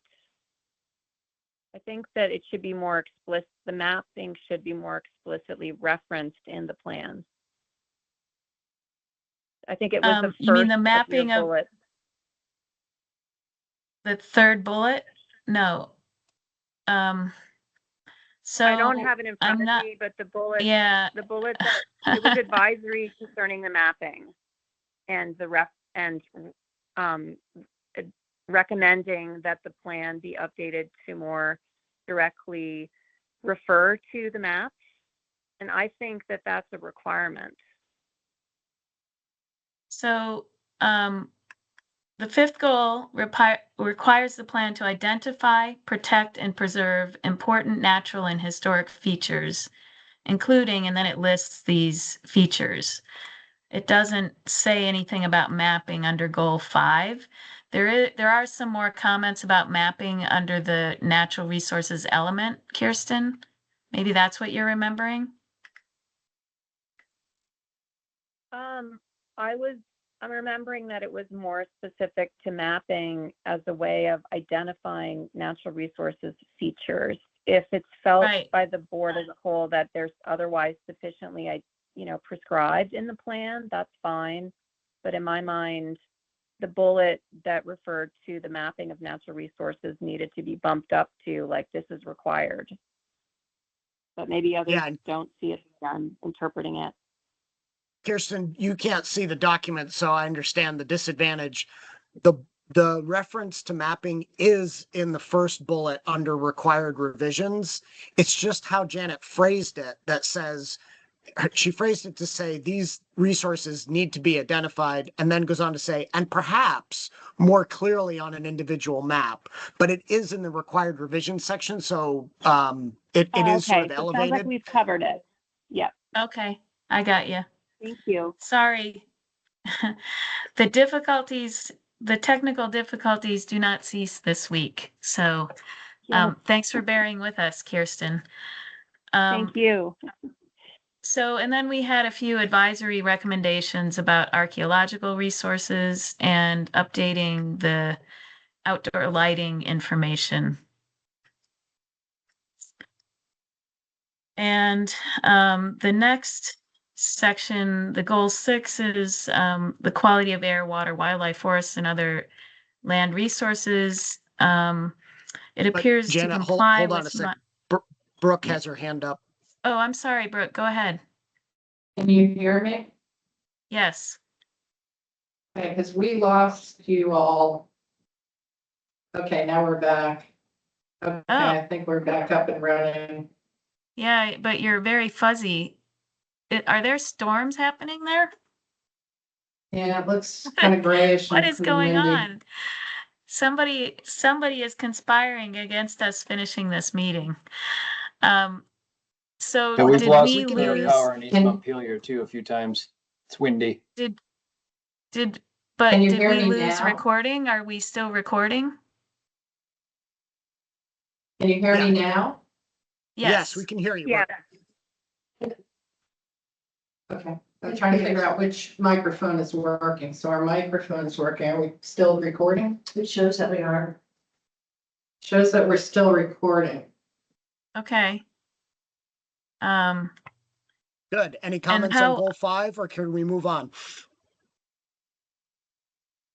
No, I'm good on 5. Okay. Goal 6, my estimation was that it conformed to statute. There are some advisory recommendations here. And we can discuss them if board members feel the need to. Otherwise, I can keep going. You could stop on goal 7. Okay. Kirsten, are you with us? I'm with you, and I don't need to discuss that. Okay, great. Goal 7, there are some advisory recommendations. To add a discussion of rooftop solar potential and the potential for small scale wind. Alex? Yeah, I wonder, later in the document under the energy element, we talk about some issues with the policies in the plan. And I wonder if it makes sense to repeat them here since this is the energy goal. But the one that I think has come up for me that I think needs to be softened or eliminated is the thermal energy policy number 2 in the plan that prohibits fossil fuel combustion for heat in any Act 250 project. So I'm happy, Janet, if it's taken up in that energy element later in this document, or if it's done in both. It's just, you know how this works. This goal and the later energy element are very similar. Yep. I'm gonna cross-reference. And we'll get to it when we get to that section. Okay. Okay. The next is goal 8, recreation. Looks to conform. I suggested considering a map showing the recreation areas listed. Goal 9, strengthen agricultural and forest industries. I talk about what the plan does in that regard, said it looks to appear, and have one minor recommendation. If I could jump in on that one. Yep, Janet. go ahead, Brooke. Well, as you know, I'm working on the AOFB study and report for the legislature. And I do have concerns about the limitations that were expressed in the regional plan in that regard. Because I think that is counter to the goal that's being expressed in terms of supporting agriculture. So similar to what Alex was just talking about in goal number 7, I think it was. I would prefer to see language that encourages and helps to strengthen agriculture as opposed to putting limitations or restrictions on it. And where are you referring to in particular?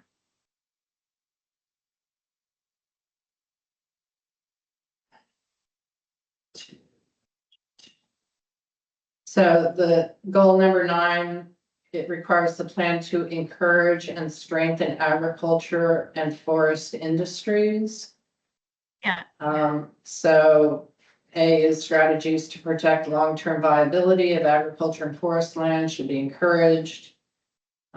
So the manufacturing and marketing of value-added agriculture and forest products should be encouraged. So putting restrictions on AOFB activities, accessory on farm business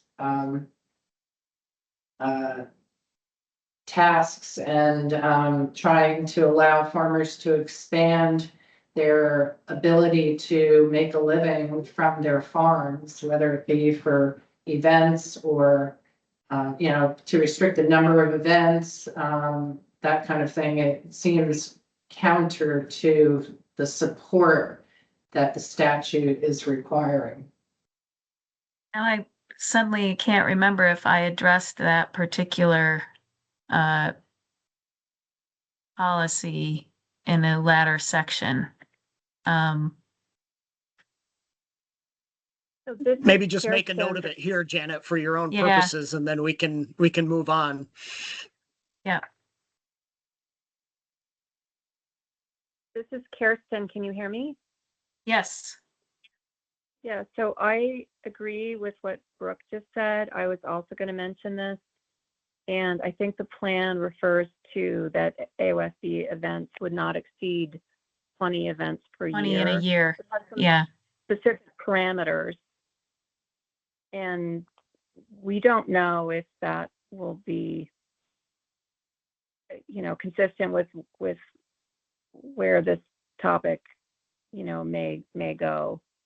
So yeah, I wanted to say something as well about working land enterprises, in that I do think the plan meets the statutory goal requirement.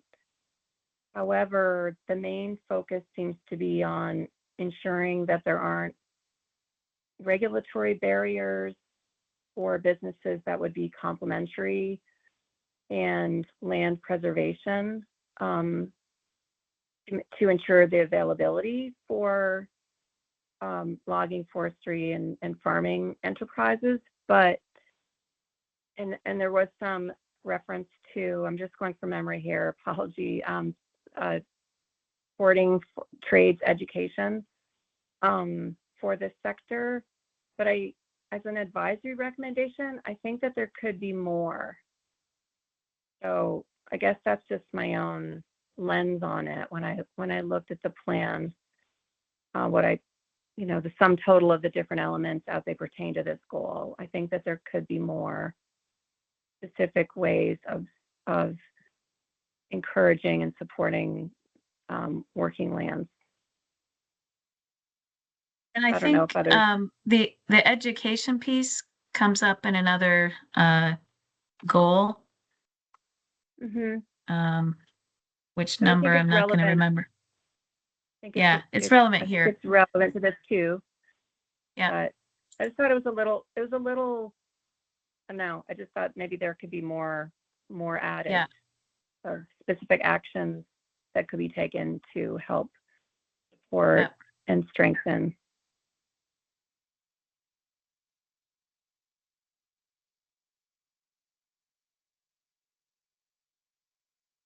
As an advisory. That's all. Okay.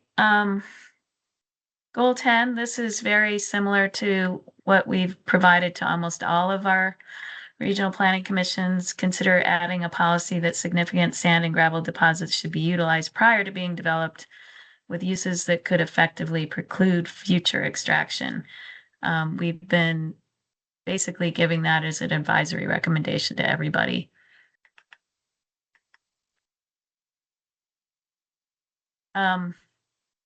Next goal is on housing. I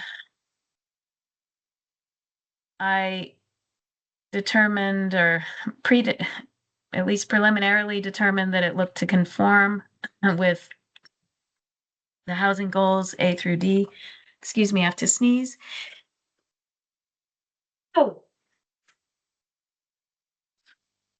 Oh. Sorry. And one advisory recommendation here is that on page 8-12, the plan mentions discouraging corporate ownership of mobile home parks, encouraging resident-owned communities instead. And I just wondered if the Regional Planning Commission wanted to consider revising the plan to include strategies that it could employ to that end. Goal 12 is Janet? sorry, go ahead, Brooke. Before you Sorry, move it's on, hard for me to see everybody when I'm sharing screen. So if you Sure. can help me point out who's got their hands up, that would be helpful. Sure. Just on goal 11 regarding housing, there was concern expressed by citizens and municipalities in terms of, again, the mandatory language and, for example, housing on paved roads versus non-paved roads. And that concerns me in terms of compliance with goal 11. Which requires to ensure the availability of safe and affordable housing for all Vermonters. It requires, should be encouraged to meet the needs of a diversity of social and income groups, and also calls out the notion that multifamily housing should be in areas that are accessible and are generally used for single family dwellings, I think it is. So I Yeah, felt that and- that was concerning. Yeah, and again, another cross-reference here to the housing element, because we deal with those in some comments on that section. Oh. So I'll make a stronger connection there. This is Kirsten. 12. I'm just gonna, Kirsten, yeah. sorry, I just want to quickly say I agree with what Brooke said. I don't Yeah, need to thank you. restate it. Yep. Alex, you had your hand up too. It's okay. I on this one, I think a cross-reference is fine. I'd prefer to address the concern that Brooke is raising in the housing element versus, flesh it out in this goal. But I think having Okay. a cross-reference, since they're related, is fine. Yeah. Okay. 12th goal is on utilities, facilities, and services. Appears to meet was the conclusion here. And 4 advisory recommendations. Nothing. I guess one is that this sort of maybe bothered me and some others too, but the plan commits to universal mobile cellular coverage for the reason, but 15 enumerated policies are all about limiting tower development to avoid aesthetic or environmental harms outside of centers. And so how do you commit to universal coverage if you don't have any policies or recommendations that are about achieving universal coverage, but only limiting tower development? So just a little advisory recommendation. I like that one, Janet, and I have thought that in the past, but it took you putting it pen to paper to sort of have it gel in my head, and I think it's definitely worthy. I think it'll be more worthy if we had less other advisory recommendations in this section that are not so important, like the first one. that the first one seems nitpicky to me, and I don't know why we would go there. But the third one that you just talked about, I think is much more significant. And I don't think it's just the province of this region or, their Right. municipalities. I think that's a Vermont thing, that people want cell coverage and they don't want to see towers. And it's pretty Right. hard to have it both ways.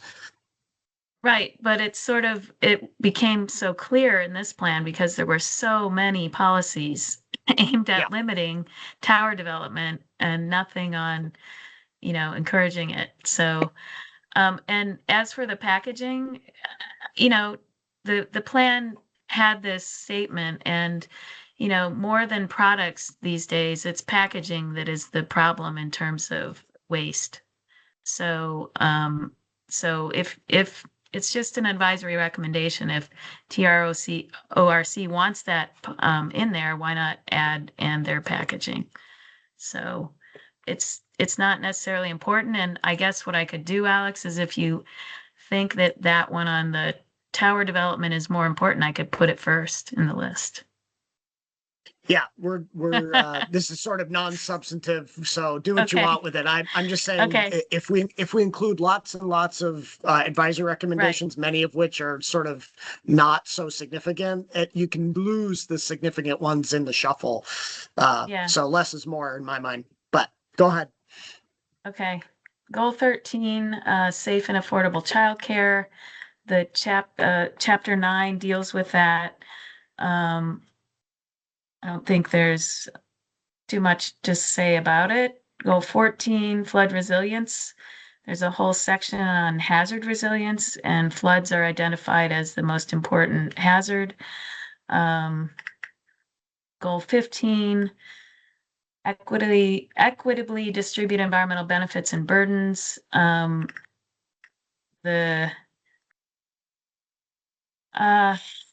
My draft here suggests that the plan appears not to conform with goal 15 because it does not include a spatial analysis of the current distribution of various environmental benefits and burdens.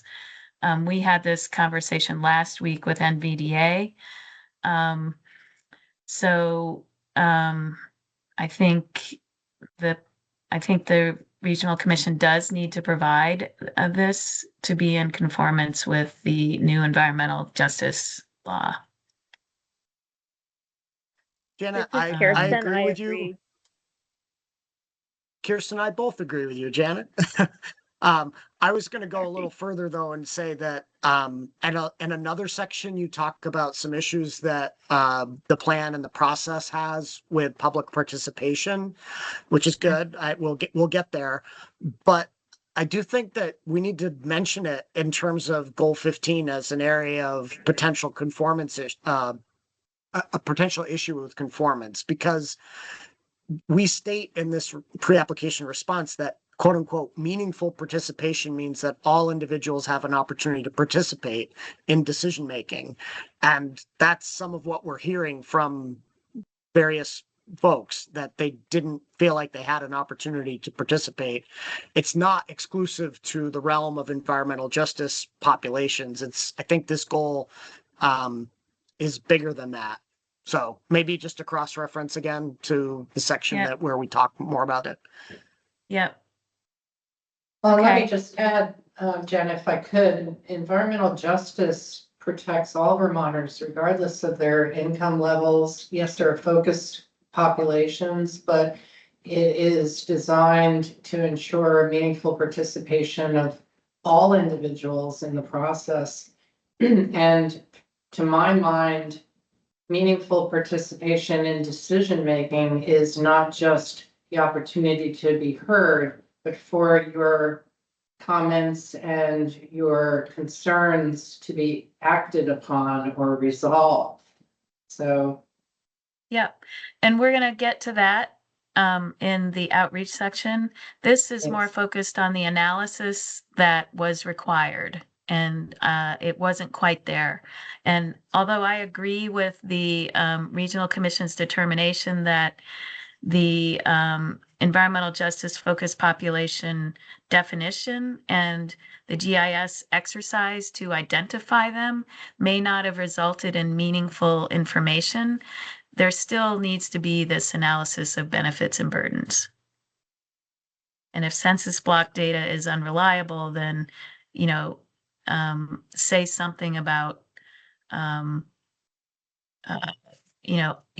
use alternative information to say something about how environmental justice focused populations may or may not be disproportionately burdened. And as Brooke is saying, yes, the environmental justice law says that everybody needs to have equal sort of equity in terms of their exposures and their access. So exposures to burdens, access to benefits.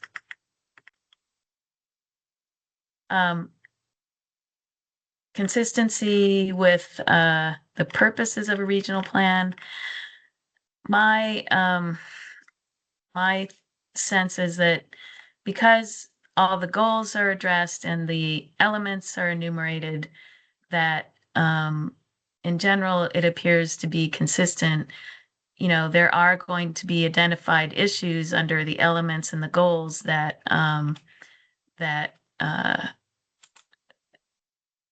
will need to be addressed. But in general, the purposes enumerated are met. Conformance with outreach requirements. So here we are. So I think what the board is suggesting is we are hearing a lot about entities and people not being heard within this region by the regional commission, and also people feeling they don't have the time to respond to the draft. So I think where I am right now is that we can't determine whether the regional commission has met this goal. We need more information. We need to hear more from people in the region and the regional planning commission on this. So I've suggested that we need more information, more evidence that TRORC, municipalities, local citizens, and interest groups were provided adequate opportunity to read and provide comment on the regional plan. And Brooke, you had mentioned, not just hearing the comment, but how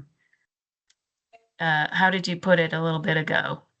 That meaningful participation means that, you heard and incorporated, or you heard and Everybody is made supposed to be changes. part of the decision-making process. And I think Yeah. Brooke was saying decision-making process is more than just having an opportunity to be heard, but it's having your Right. comments be resolved, I think is what Brooke Yeah. said. If you Okay, have, resolution. criticisms and what have you.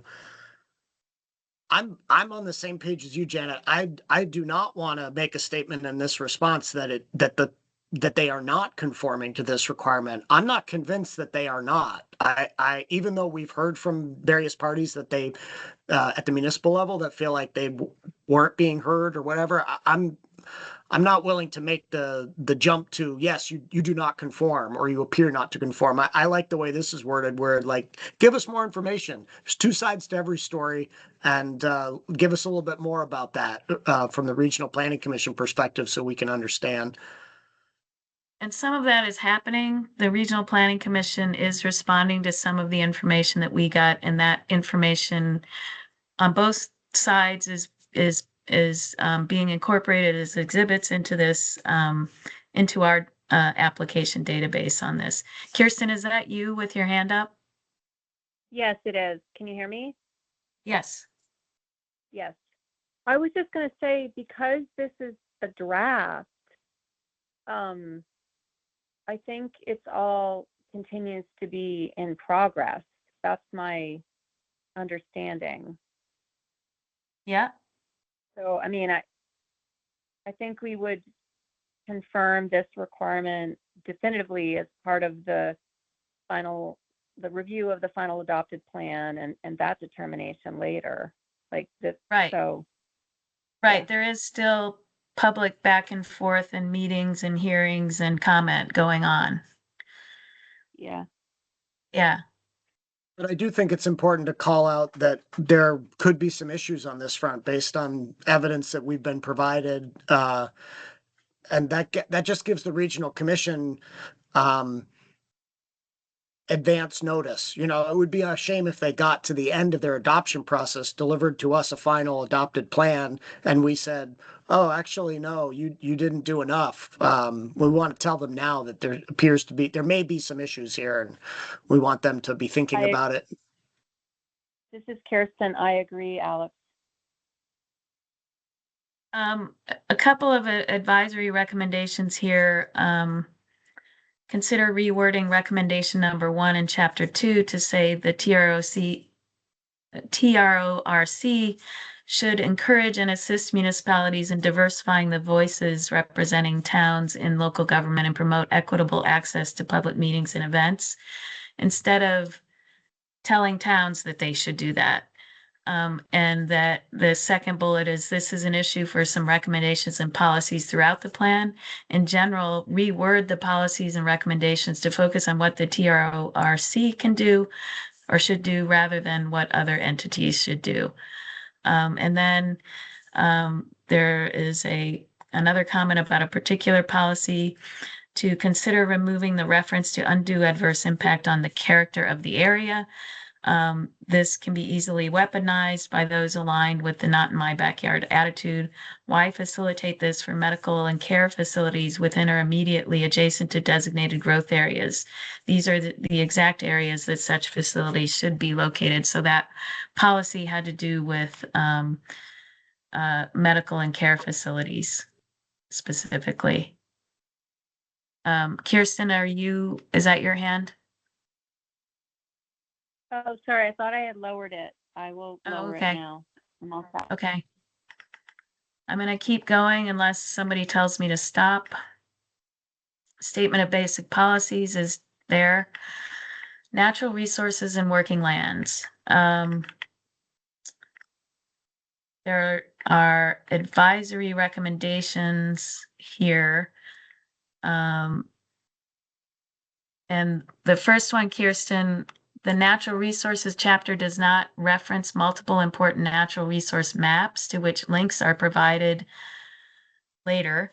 Consider revising the chapter to reference maps 4 through 7 within the narrative. Note the previous suggestion. Oh, you know what? I need to add that. So map 5 was not very discernible. It's hard to see what they're trying to show on map 5, and I thought I had included an advisory recommendation on that previously, and it looks like I didn't. So Janet, I don't think you need to read all of these advisory no, recommendations. I'm not going to. They I are thought just that one was advisory. going to speak to something that Kirsten had brought up. Yeah, so I'm fine with how that's worded. Okay, but I think Kirsten and Brooke were suggesting that there were problems in the sense of working lands here, the working lands element. Policies to right, Brooke and Kirsten. And they were constraining rather than encouraging our farmers. And I think Kirsten added in our forest products folks. Actually, is there another goal that addresses that? Just remembering. Saying. I am also scrolling through thinking of the same thing. Yeah, economic development,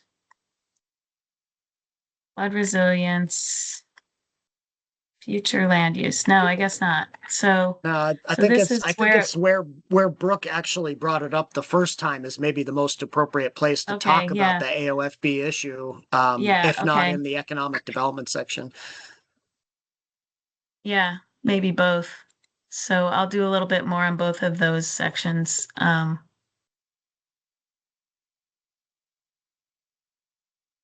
So what time is it? I'm it's hard to keep track of time here. It's about Um, 3:15. Okay, so I think we did get a late start. I think I need to stop though. Because we have so much else to to get through, but let's get to a stopping place. And sorry.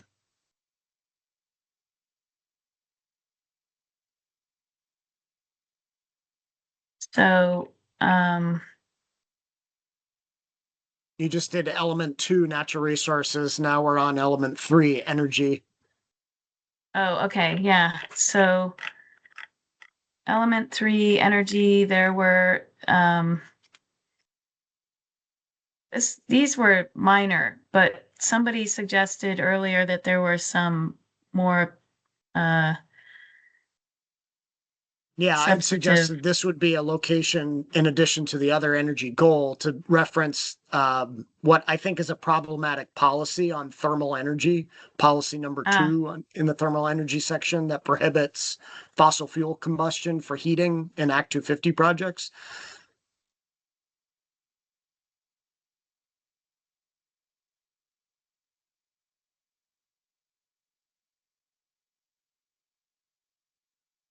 I got that comment. I thought I incorporated all your comments. Yeah, I didn't see it in this section or the other energy section, so maybe you captured it in a different, under a I different don't think element. so. I think I must have, I must have missed it, Alex. I will get that in there. Transportation.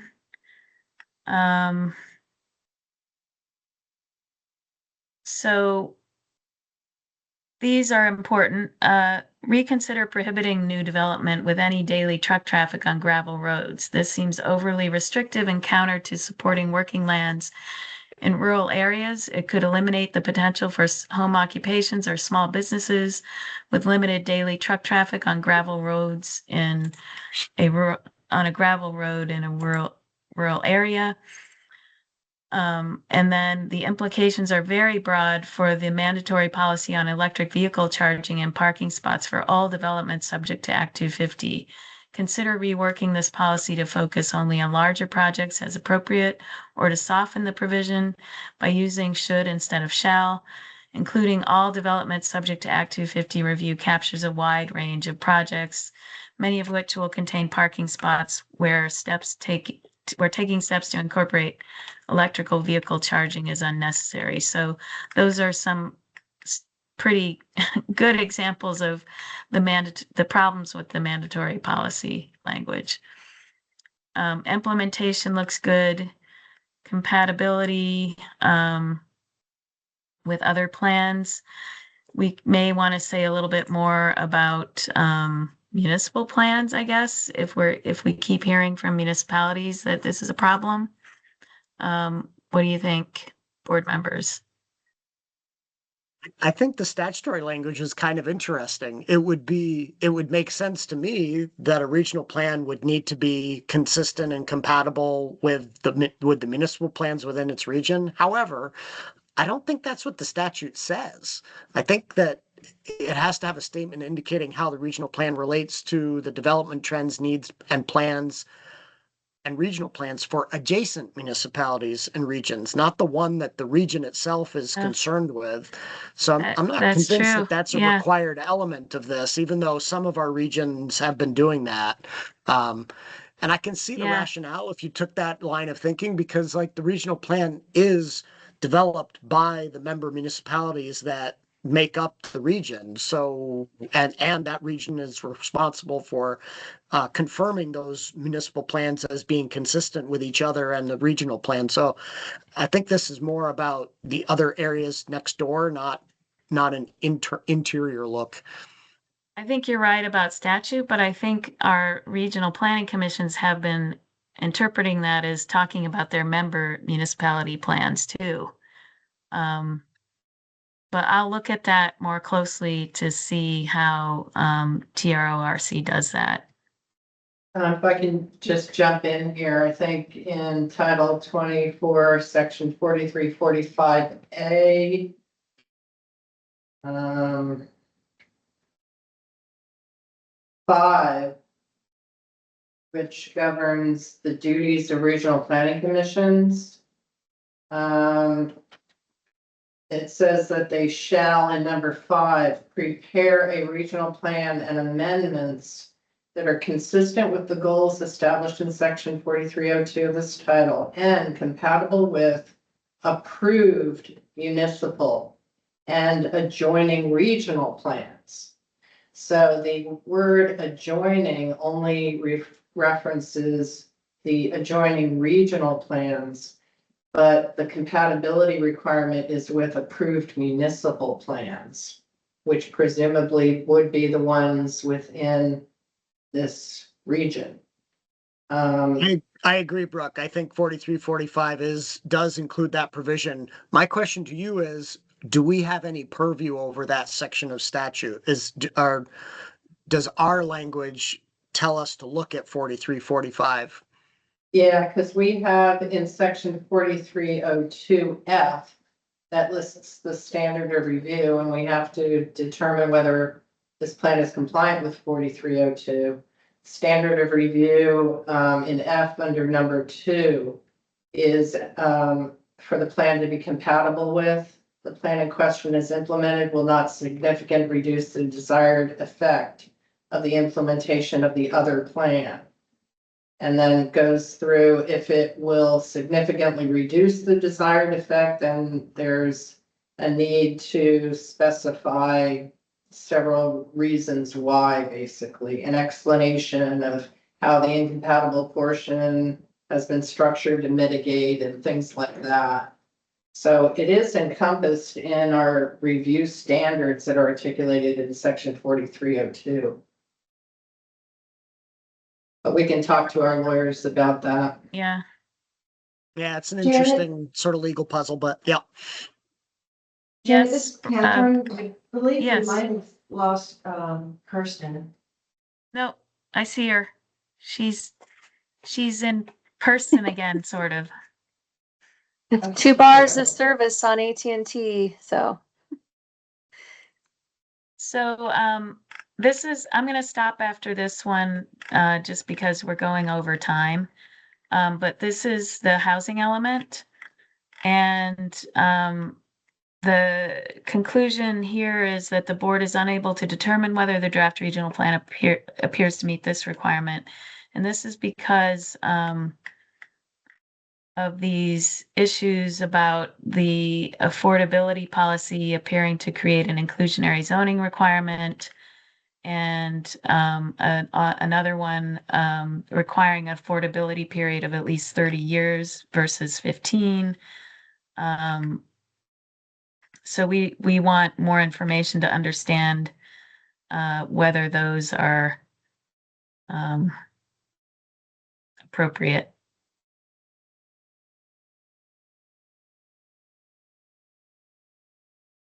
And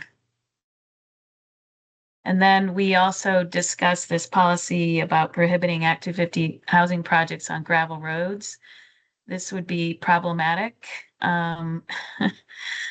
This could greatly disadvantage property owners on unpaved roads and the region's ability to meet the housing targets that anticipate development in both rural general and rural ag and forestry areas. I have this under advisory. I don't know if you feel that it needs to be more directive to the Regional Planning Commission. And the same is the case for the policy number 19 that limits where Act 250 housing projects for the elderly, disabled, and low or moderate income households can be located. What do you think?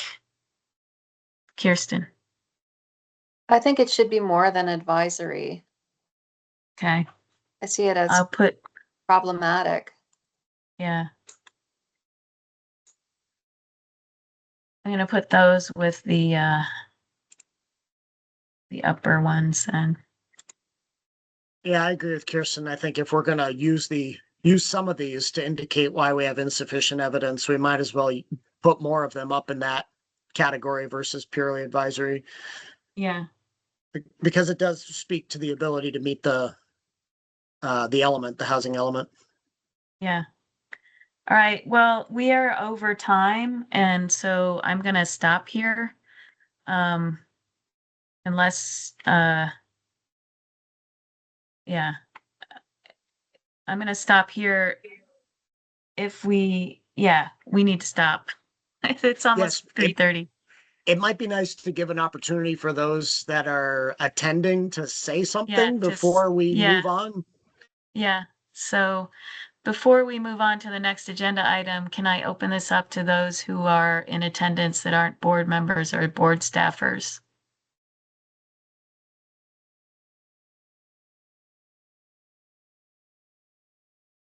Kevin, do So- you have? Yeah, go ahead, Kevin. I mean, obviously you're crunched for time. Just to note that we've been following you along, or paying attention to these comments and taking them seriously. Thank you, Kevin. Okay, anyone else? Okay, I'm gonna stop sharing. And I'm going to move us along to the Tier 1A application guidance. So the board has revised Tier 1A application guidance reflecting Act 152 of 2026 and a couple other minor revisions. Is that correct, Sarah? That was posted on our website, and we need to see whether board wants to discuss this or whether the board is ready to make a motion to accept these revised guidelines. Sarah? So I'd like to just quickly walk you through just a couple more things.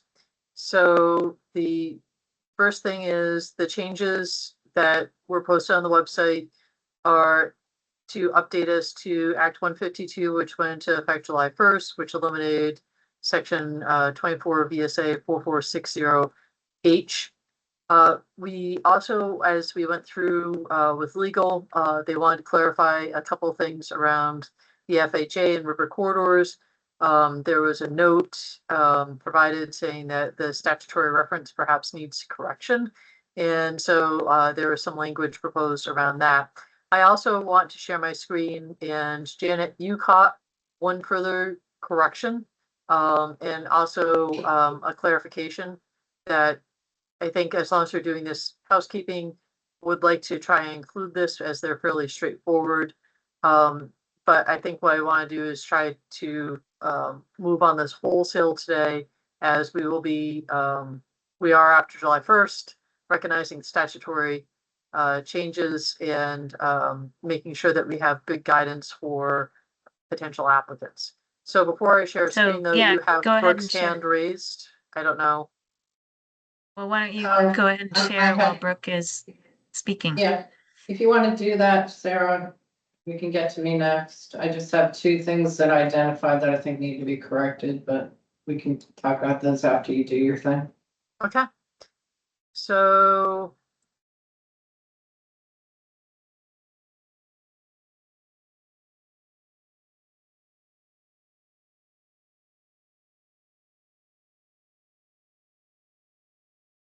I'm in section,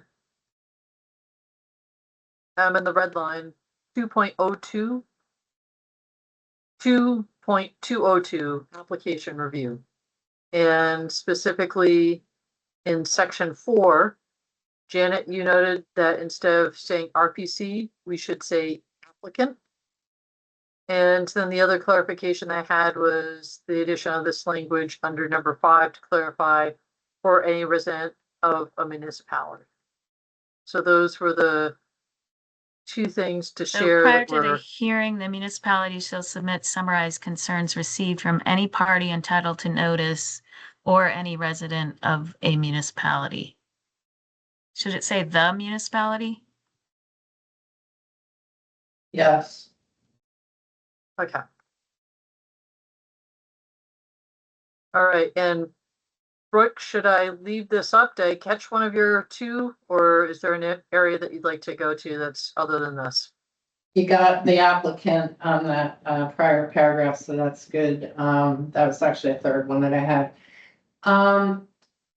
So I think there's a conflict in terms of whether or not the pre-application is or is not being deemed complete.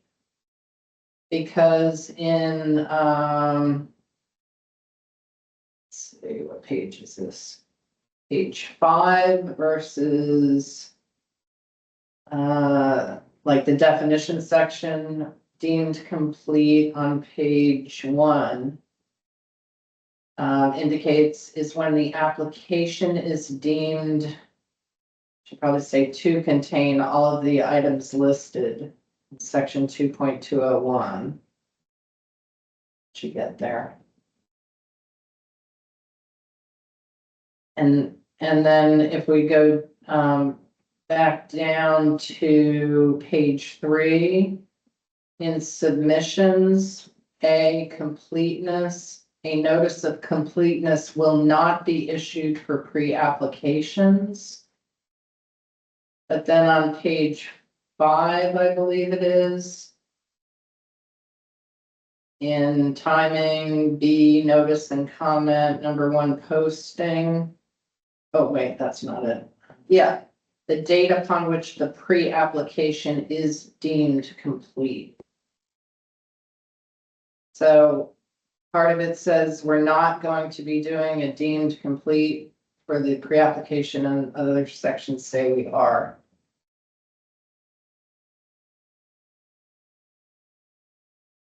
And I think we're not deeming pre-applications complete for tier 1A. So I think we need to eliminate that language there.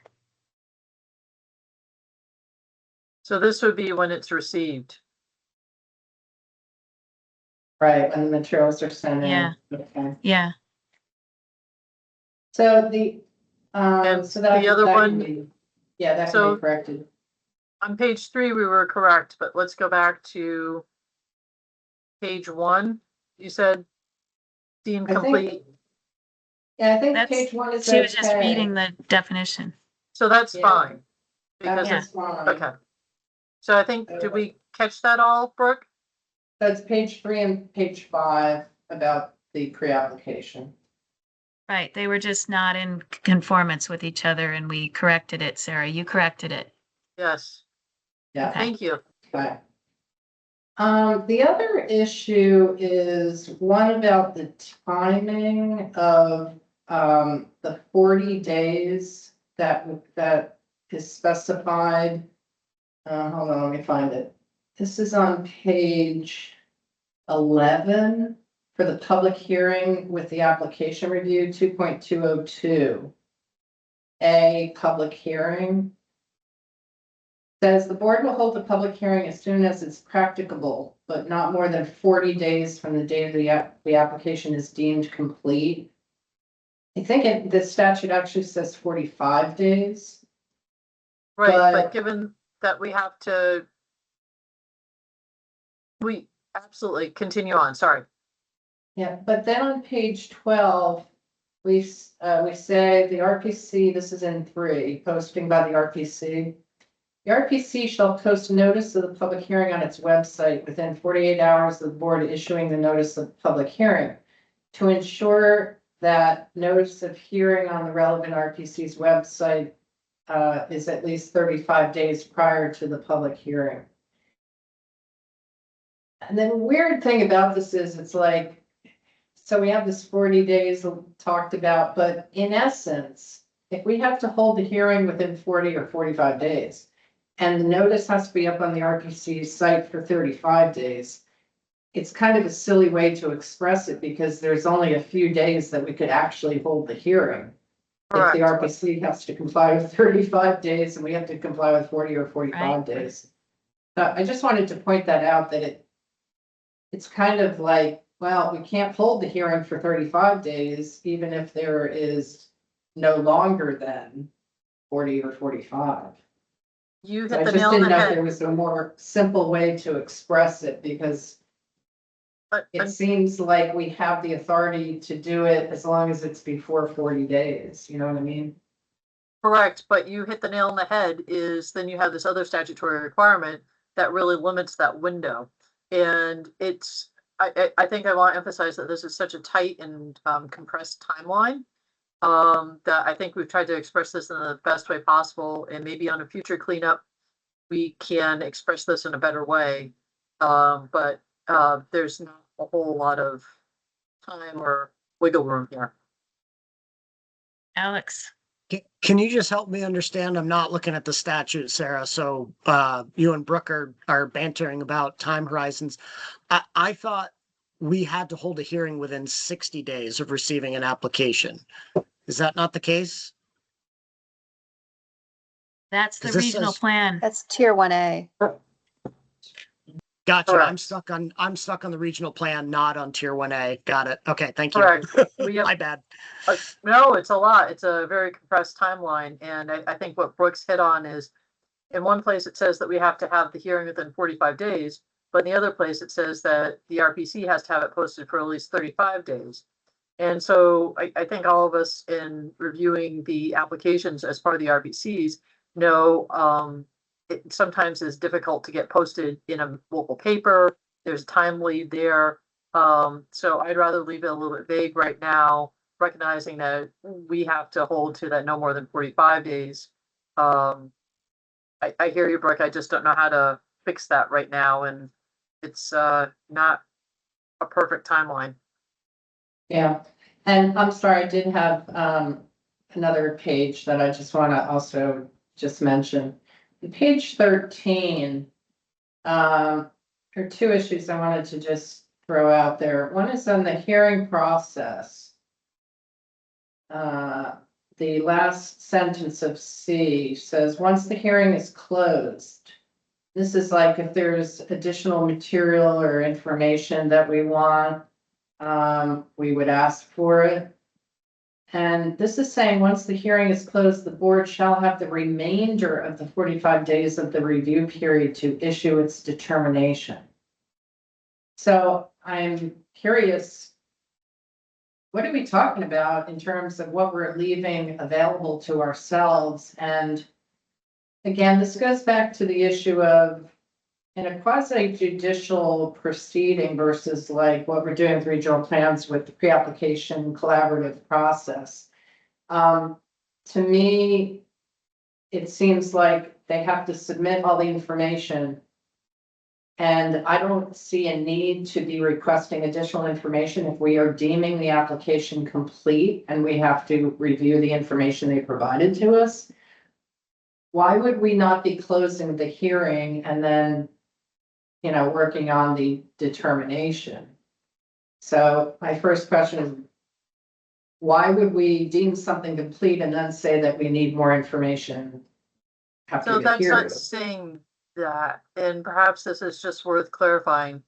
It's basically saying once the hearing is closed, this is sort of talking to our internal process, is this talks to once the hearing is closed, we're going into deliberation. And we would have, so we have, I'm looking at Title 10, Section 6034, and we're in, I think, 3, where it gives us the timeline that we have with regard to a final application. And we have to issue our determination, I believe, within 45 days of deeming the application complete. And so this is saying we're going to have the hearing within 40 days, and then we're going to use the other 5 days to get the actual determination out, the approval or negative determination. Because So unlike, so this is just, perhaps this can be better worded, but what statute provides us is we have to actually issue the decision within 45 days of getting an application in. Right, but we can't hold the hearing before 40 days. Correct, And- and then we're saying that, so if we hold the hearing at day 41, the other 4 days, we have to utilize once the hearing's closed to issue our determination. I So think what why this would is we- telling us is that we need to tell the legislature that this is not workable and we need a change in the language of statute. Right, but for the time being, I don't think that we should be recessing a hearing. Either they bring the evidence that they need or they get denied. Right, Because how could we possibly recess a hearing to wait for information to be submitted and still get out a decision in 45 days? so what this is saying is, this prior sentence is, if the hearing is recessed, the time frame to issue the decision will be put on hold until the information is received. So we're trying to carve out here is if it's recessed because we hold the hearing and we say, nope, we need more information to make our determination, it stops the clock. And then this last sentence says, once the hearing's closed, we use the rest of the time on the timer of that 45 days to issue our determination. Again, perhaps not the best wording, but I agree with Janet, and this is the best wording we could come up with right now, but I'm happy to take wordsmith edits. I just don't know if this was a proposed change. This might be something nice to tackle in a future cleanup. I agree with everything that's been said. There should be a better way to express it, but I just, on the fly, I'm a little bit at a loss. Yeah, let's flag it for future conversation. Right, then Kirsten, there's one last thing to flag for a future conversation, and that is pages 13 and 14 reference explicit findings and with findings of fact. And I would just like to know that that is clear in terms of what we are producing as the written determination, whether it's APA compliant with findings of facts, conclusions of law. Yeah, I have some concerns about the way that's worded, but I understand that this is not a change to the prior guidance. Sorry, Kirsten, you had your hand up before I started speaking. So can I, before we jump ahead, Brooke, would you repeat which specific sections are you looking at? Sure. On page 13, 2.204, board determination. The designated board member will prepare a written affirmative or negative determination with explicit findings of each of the requirements of 10 VSA 6034B. And then farther down on the next page, 2.302, information required. A talks about any changes that have occurred since the board determination that may affect conformance with the findings of fact. So just wanted to be sure we were clear on what was required. All right, I think that would be fantastic, as well as those two sentences on page 13 to continue to work on. Again, we weren't proposing any changes at this time, but I think that those are areas that could be improved. Kirsten, Okay, so related, can you hear me? yes. Yes. Okay, great. So related to the timelines, and I apologize, I don't know what page it's on or what section, but I bet Sarah can go right to it. It's a section that prescribes how the calendar days are counted. And in that section, there's language that also identifies that the review timelines will start from the date received. And I think that is in conflict with some other areas that describe how the start date will occur. So it's just maybe we could put a pin in this as well, but because it's the date it's complete, right? No, Isn't that what we statute say says that elsewhere? we have to make a decision within 45 days of receiving the application. There is no So elsewhere we completeness don't date to say start the, complete. I don't think It- so, not it's- in this. Oh, I think it's deemed complete. I thought elsewhere it said deemed complete, but apology if I'm mistaken. Oh, it You're- does, right there. But it's in, um, yeah. It does. So, So can we, Sarah will I look at had- this and we'll come back Yep. to it. Okay, the other, But I did want to mention one other minor thing.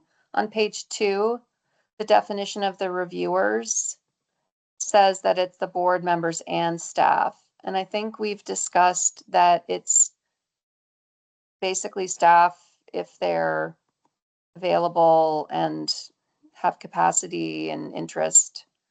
And so it would be board member, like the assigned board member and staff, if any. I just wanted to So- kind of clarify the role of staff. so, we cannot conscript staff into this, and nor was that intended. I I agree. think what we're trying to do is be very broad and in this, and I'm not sure, I can take a look at that language too, but, that was not the intent of any of the language, is to prescribe that staff were mandatory to include. I think it was really to try and create a large tent, that all are welcome on this. You might want, well, there may be cases where there's no staff participating, so where we refer to staff in the definition of reviewers, I think we should put staff, if any. So just to Okay. capture that put a possibility. pin in it. Yeah. While I'm All sharing right, we're screens, way I over apologize. time on this. I can't see, but is there any other people that want to speak up, that as long as I have this, otherwise I'll stop sharing so I can go back to seeing you all, but any other places to go to? No. I don't have a new place to go to, but I looked at the statute and Brooke's point about explicit findings is explicitly said in the statute. So the I think the guidance is right on because it mirrors the statute. And yes, it's going to be what you think, Brooke. It's going to be a much more finding explicit decision than perhaps what we're doing for the regional plans.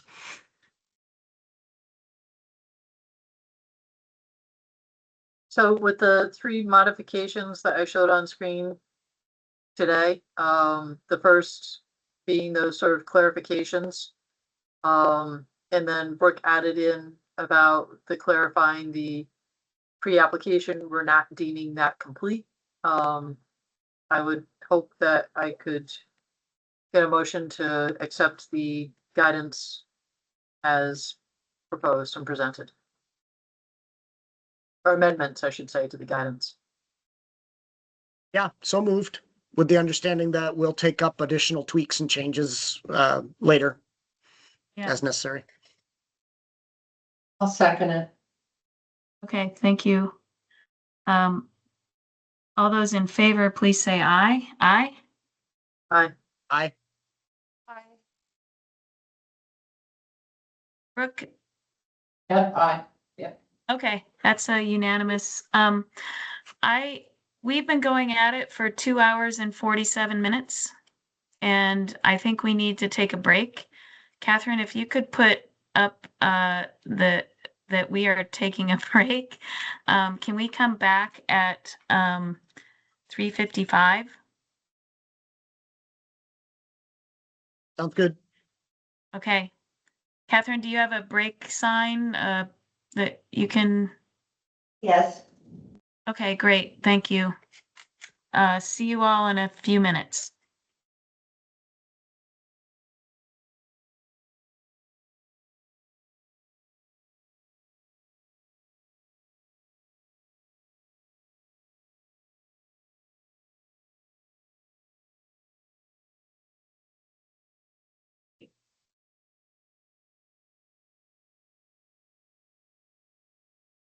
Share my screen first.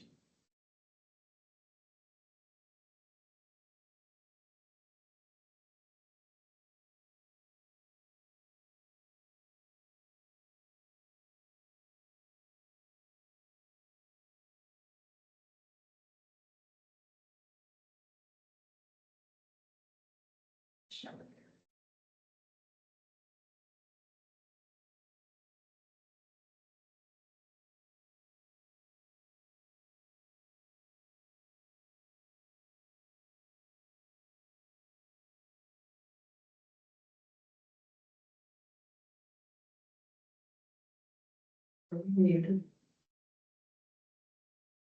Yeah, okay.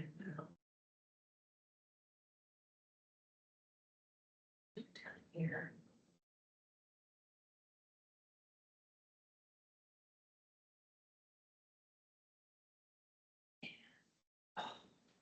Brooke and Okay. Catherine, you may want to mute if you're not already.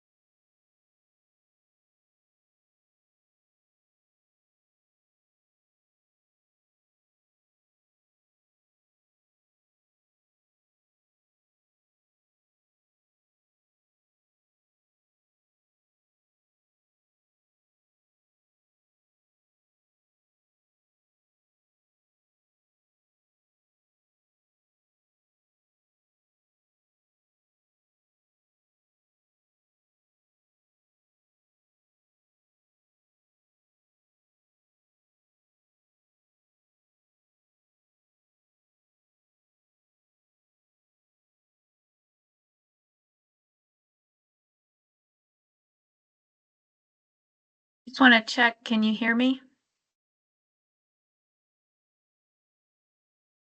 And then, Yes, Sounds we good, hear Janet. you. great, we thank hear you. And you can't hear the dog barking in the background, right? No, Correct. Okay, puppy is barking.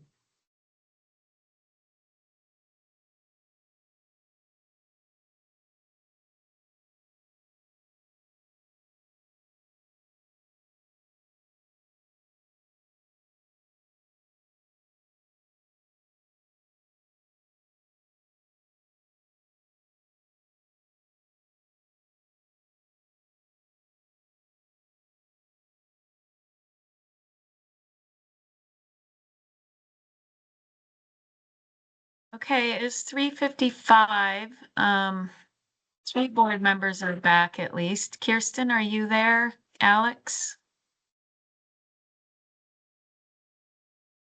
I'm I'm here. gonna assume, oh, here they Yep. are, good. I'm gonna move on to discussion and possible action on the update of the Regional Planning Commission application guidance. That was provided and posted on our website. Excuse me, I have to shut my door because there is a barking dog.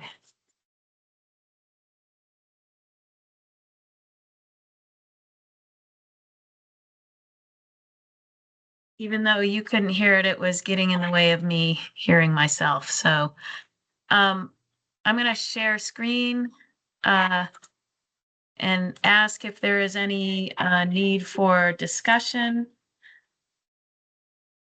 What we did was provide updates to comply with the new provision that plan updates would have a separate kind of review by us that wouldn't go through the pre-application process. So, but do board members have questions about the proposed revisions to the Regional Planning Commission application guidance? Alex? It all looked good to me. I had only had one question on Mhm. top of page 7.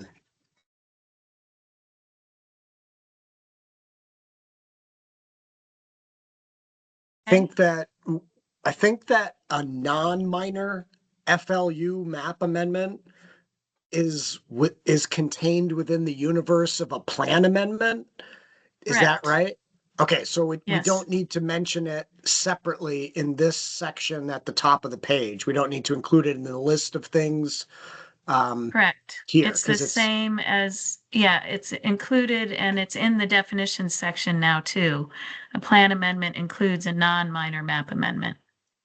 okay. Good enough. Thanks. Yep. Brooke? just have one question on 1.005, which is on page 3. It's pertaining to timing. When we're explaining about, this is in the second to last line of the first paragraph. It's talking about the last day of the period will be counted, but if the last day is a Saturday, blah, blah, blah. The period continues to run until the end of the next day. The question is, have we ever defined what when our day concludes for purposes of filing? Is it 4:30 at the end of business? Is it midnight because electronic filing kind of kicked court filings at least till 11:59? Yeah. Or do the district commissions go by 4:30 in the afternoon? I think that's something we can stick a pin in and we can provide a definition for. Or policy Jenny, for. that's you. But I think end of the next day means 11:59 without some other kind of definition. So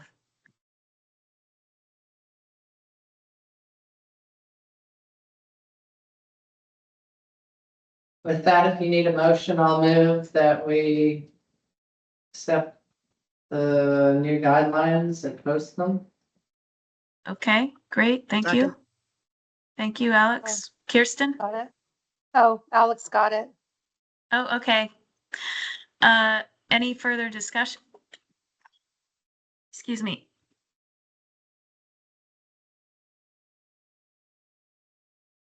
RC, is that Rebecca? Is so in section 1.006 under subsection A, completeness, there was discussion last week, and we have a comment just saying like holding it, and there's two like options there, so we have to Right. pick one. Forgot about that. Thanks, Rebecca. Yeah, just to make sure I know how to update this for you. Thank you. So I'll just read what those two options are. One is, as the board conducts its review, if it is determined that that information is missing, the board will notify the applicant as soon as practicable to request submission of the missing information. Alternative is, a determination of completeness confirms that the items requested in subsection 1.102 requested in subsection 1.102 application pursuant to subsection 1.302 or a new determination pursuant to subsection 1.402. As the board reviews the contents of these items, if additional information is needed or missing, to the extent possible, the board will request this from the applicant. Despite this step by the board, the applicant retains the burden to show that the statutory criteria are met. And if information is insufficient, this could be a basis for denial. Do we have an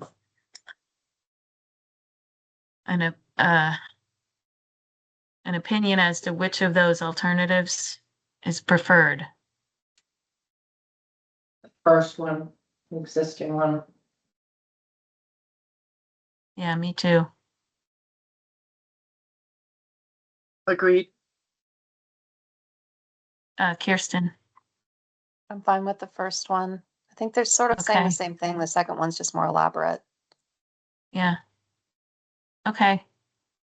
So can we amend that motion to adopt these with the alternative 1 there and eliminate alternative 2? Yes. Thank you. Alex, you good with that? I am, as a seconder of the motion, I am good with that. Okay. Any further discussion on the Regional Planning Commission application guidance? Okay, all those in favor, please say aye. Aye. Aye. Aye. Hi. That is all 5 of us, unanimous. Thank you very much. I will stop sharing. Oh, well, maybe I shouldn't. Next is interim housing exemption guidance. So we have been discussing this for several weeks. We think we finally got there with revised guidance here. Is the board in need of discussing any of this as it was posted, or are we ready to make a motion to adopt this revised guidance? Alex? Yeah, sorry, I've got one Okay. concern. What page? And yeah, I'm just finding the page in my document here. Okay. You want me to share? Sure. Okay. It's page